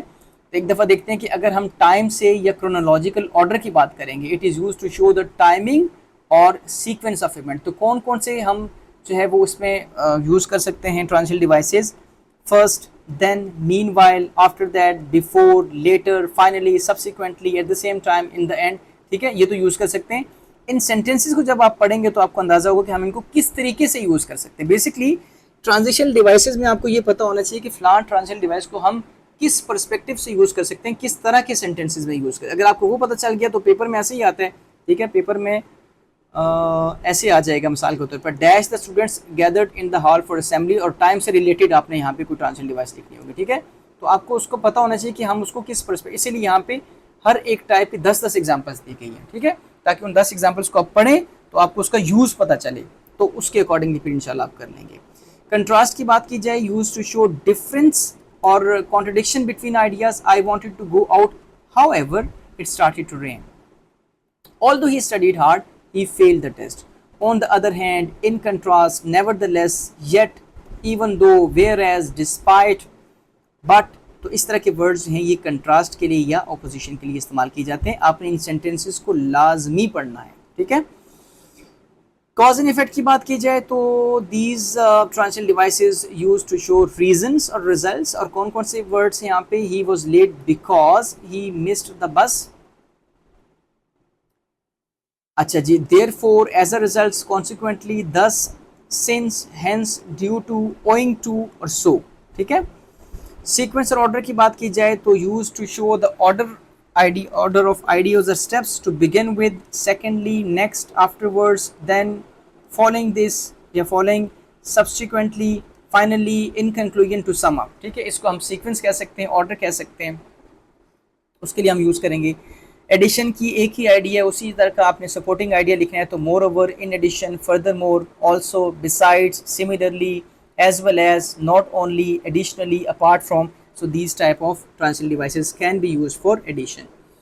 Emphasis की बात की जाए तो indeed, in fact, above all, most importantly, undoubtedly, truly, especially, certainly, obviously, clearly, these are the expressions, these are the transition devices. In comparison की बात की जाए तो similarly, likewise, in the same way, just as, equally, correspondingly, as with the previous examples, in like manner, comparable, कुछ मतलब expressions भी हैं, just like, ठीक है। अब ये आपके पास एक प्रैक्टिस सेट है जिसमें आपके पास 30 विद आंसर्स मौजूद हैं, लेकिन यहाँ पे एक बात याद रखिएगा, ये 10 में ज़रा आपके साथ डिस्कस करता हूँ, हम इतने कर लेते हैं, बाकी आप इसकी प्रैक्टिस कर लीजिएगा कि इसके अलावा भी वर्ड्स आ सकते हैं, ठीक है। जैसे है dash the students gathered in the hall for assembly. अब आपने टाइम की पर्सपेक्टिव से लिखना है। अब आपको पता होना चाहिए कि जब हम टाइम की बात करेंगे, ट्रांजिशनल डिवाइस ऑफ टाइम की बात करेंगे, तो हम ये इनमें से कोई भी लिख सकते हैं जो वहाँ पे सूटेबल हो, जो जहाँ पे अप्रोप्रिएटली यूज़ किए जा सकते हैं। यहाँ पे हम फर्स्ट लिख सकते हैं या फर्स्टली लिख सकते हैं, first the students gathered in the hall for assembly, ठीक है। सीक्वेंस को शो कर रही है, टाइम को शो कर रहे हैं। Second is the road was blocked dash we had to take another route. अब कॉज एंड इफेक्ट से रिलेटेड लिखने तो आप यहाँ पे लिख सकते हैं देयरफॉर, ठीक है। Third is she studied all night dash she still failed. अब कंट्रास्ट से रिलेटेड लिखना है, ठीक है। यहाँ पे एंड भी लिखा जा सकता है, लेकिन हमने कंट्रास्ट शो करना है तो हम यहाँ पे लिखेंगे हाउ एवर। ये थोड़ा सा मस्ती में है। Fourth one is he worked hard dash he achieved his dream, ठीक है। कॉज एंड इफेक्ट लिखना है। अब हम यहाँ पे एंड नहीं लिख सकते क्योंकि ही वर्कड हार्ड पॉजिटिव कॉनोटेशन है, ही अचीव्ड हिज ड्रीम दोनों पॉजिटिव कॉनोटेशन है, ठीक है। तो बट लिखेंगे तो बट तो कंट्रास्ट को शो करता है, तो हम यहाँ लिखेंगे। अब लिखना भी हमने कॉज एंड इफेक्ट से रिलेटेड है, तो यहाँ पे हम लिख सकते हैं एज अ रिजल्ट, ठीक है। Fifth one is dash let's discuss the next chapter. तो सीक्वेंस लिख रहे तो हम यहाँ पे सिंपल लिख सकते हैं next let's discuss the next chapter. Six one is the test was difficult dash everyone tried their best. तो एडिशन से रिलेटेड लिखने हमने, तो हम लिख सकते हैं the test was difficult still. अब बट यहाँ नहीं लिख सकते, ठीक है, स्टिल लिखेंगे, स्टिल लिख सकते हैं आप, या नेवरदलेस लिख सकते हैं। Seventh is dash team work is essential for success. तो ऐसा वर्ड लिखना है जो एम्फेसाइज करने के लिए इस्तेमाल हो, तो एम्फेसिस के लिए हम लिख सकते हैं यहाँ पे this is the seventh one indeed, ठीक है। इसके अलावा भी लिखे जा सकते हैं। Eighth one is the boys played cricket dash the girls practice basketball. तो टाइम लिखना है तो मीन वाइल, इसी असना में। Ninth one is dash she apologised he refused to forgive her. तो यहाँ पे कंट्रास्ट लिखना है आपने, तो हम लिखेंगे although she apologised. Tenth one is the machine stopped the power failure. Cause and effect से रिलेटेड लिखना है तो हम लिखेंगे the machine stopped due to power failure, ठीक है। बाकी आप इसकी प्रैक्टिस कर लीजिएगा। So this was all about the whole discussion. 48 pages थे और आई होप कि आपने ये सारी डिस्कशन बहुत अच्छे से सुनी होगी। आई होप अगर आपने ये सारी डिस्कशन सुनी है और जितनी मेहनत मैंने इस डॉक्यूमेंट पे और इस वीडियो पे लगाई है और दो दफ़ा इसको रिकॉर्ड किया है, अल्लाह करे कि अभी रिकॉर्डिंग अच्छी हुई हो, ठीक है। तो इंशाल्लाह उसका समर इंशाल्लाह मुझे भी मिलेगा और आपको भी मिलेगा। और जो प्रैक्टिसेस आपके साथ मैंने शेयर की कि आपने प्रैक्टिसेस करनी है अपकमिंग डेज़ में, प्लीज़ उनकी प्रैक्टिसेस कीजिएगा। मेरा नंबर आपके पास है और आप उस नंबर पे मुझे मैसेज करके जो भी आपके डाउट्स हैं वो क्लियर कर सकते हैं, ठीक है। मिलते हैं इंशाल्लाह नेक्स्ट वीडियो में, तब तक के लिए अल्लाह हाफिज़, स्टे ब्लेस्ड।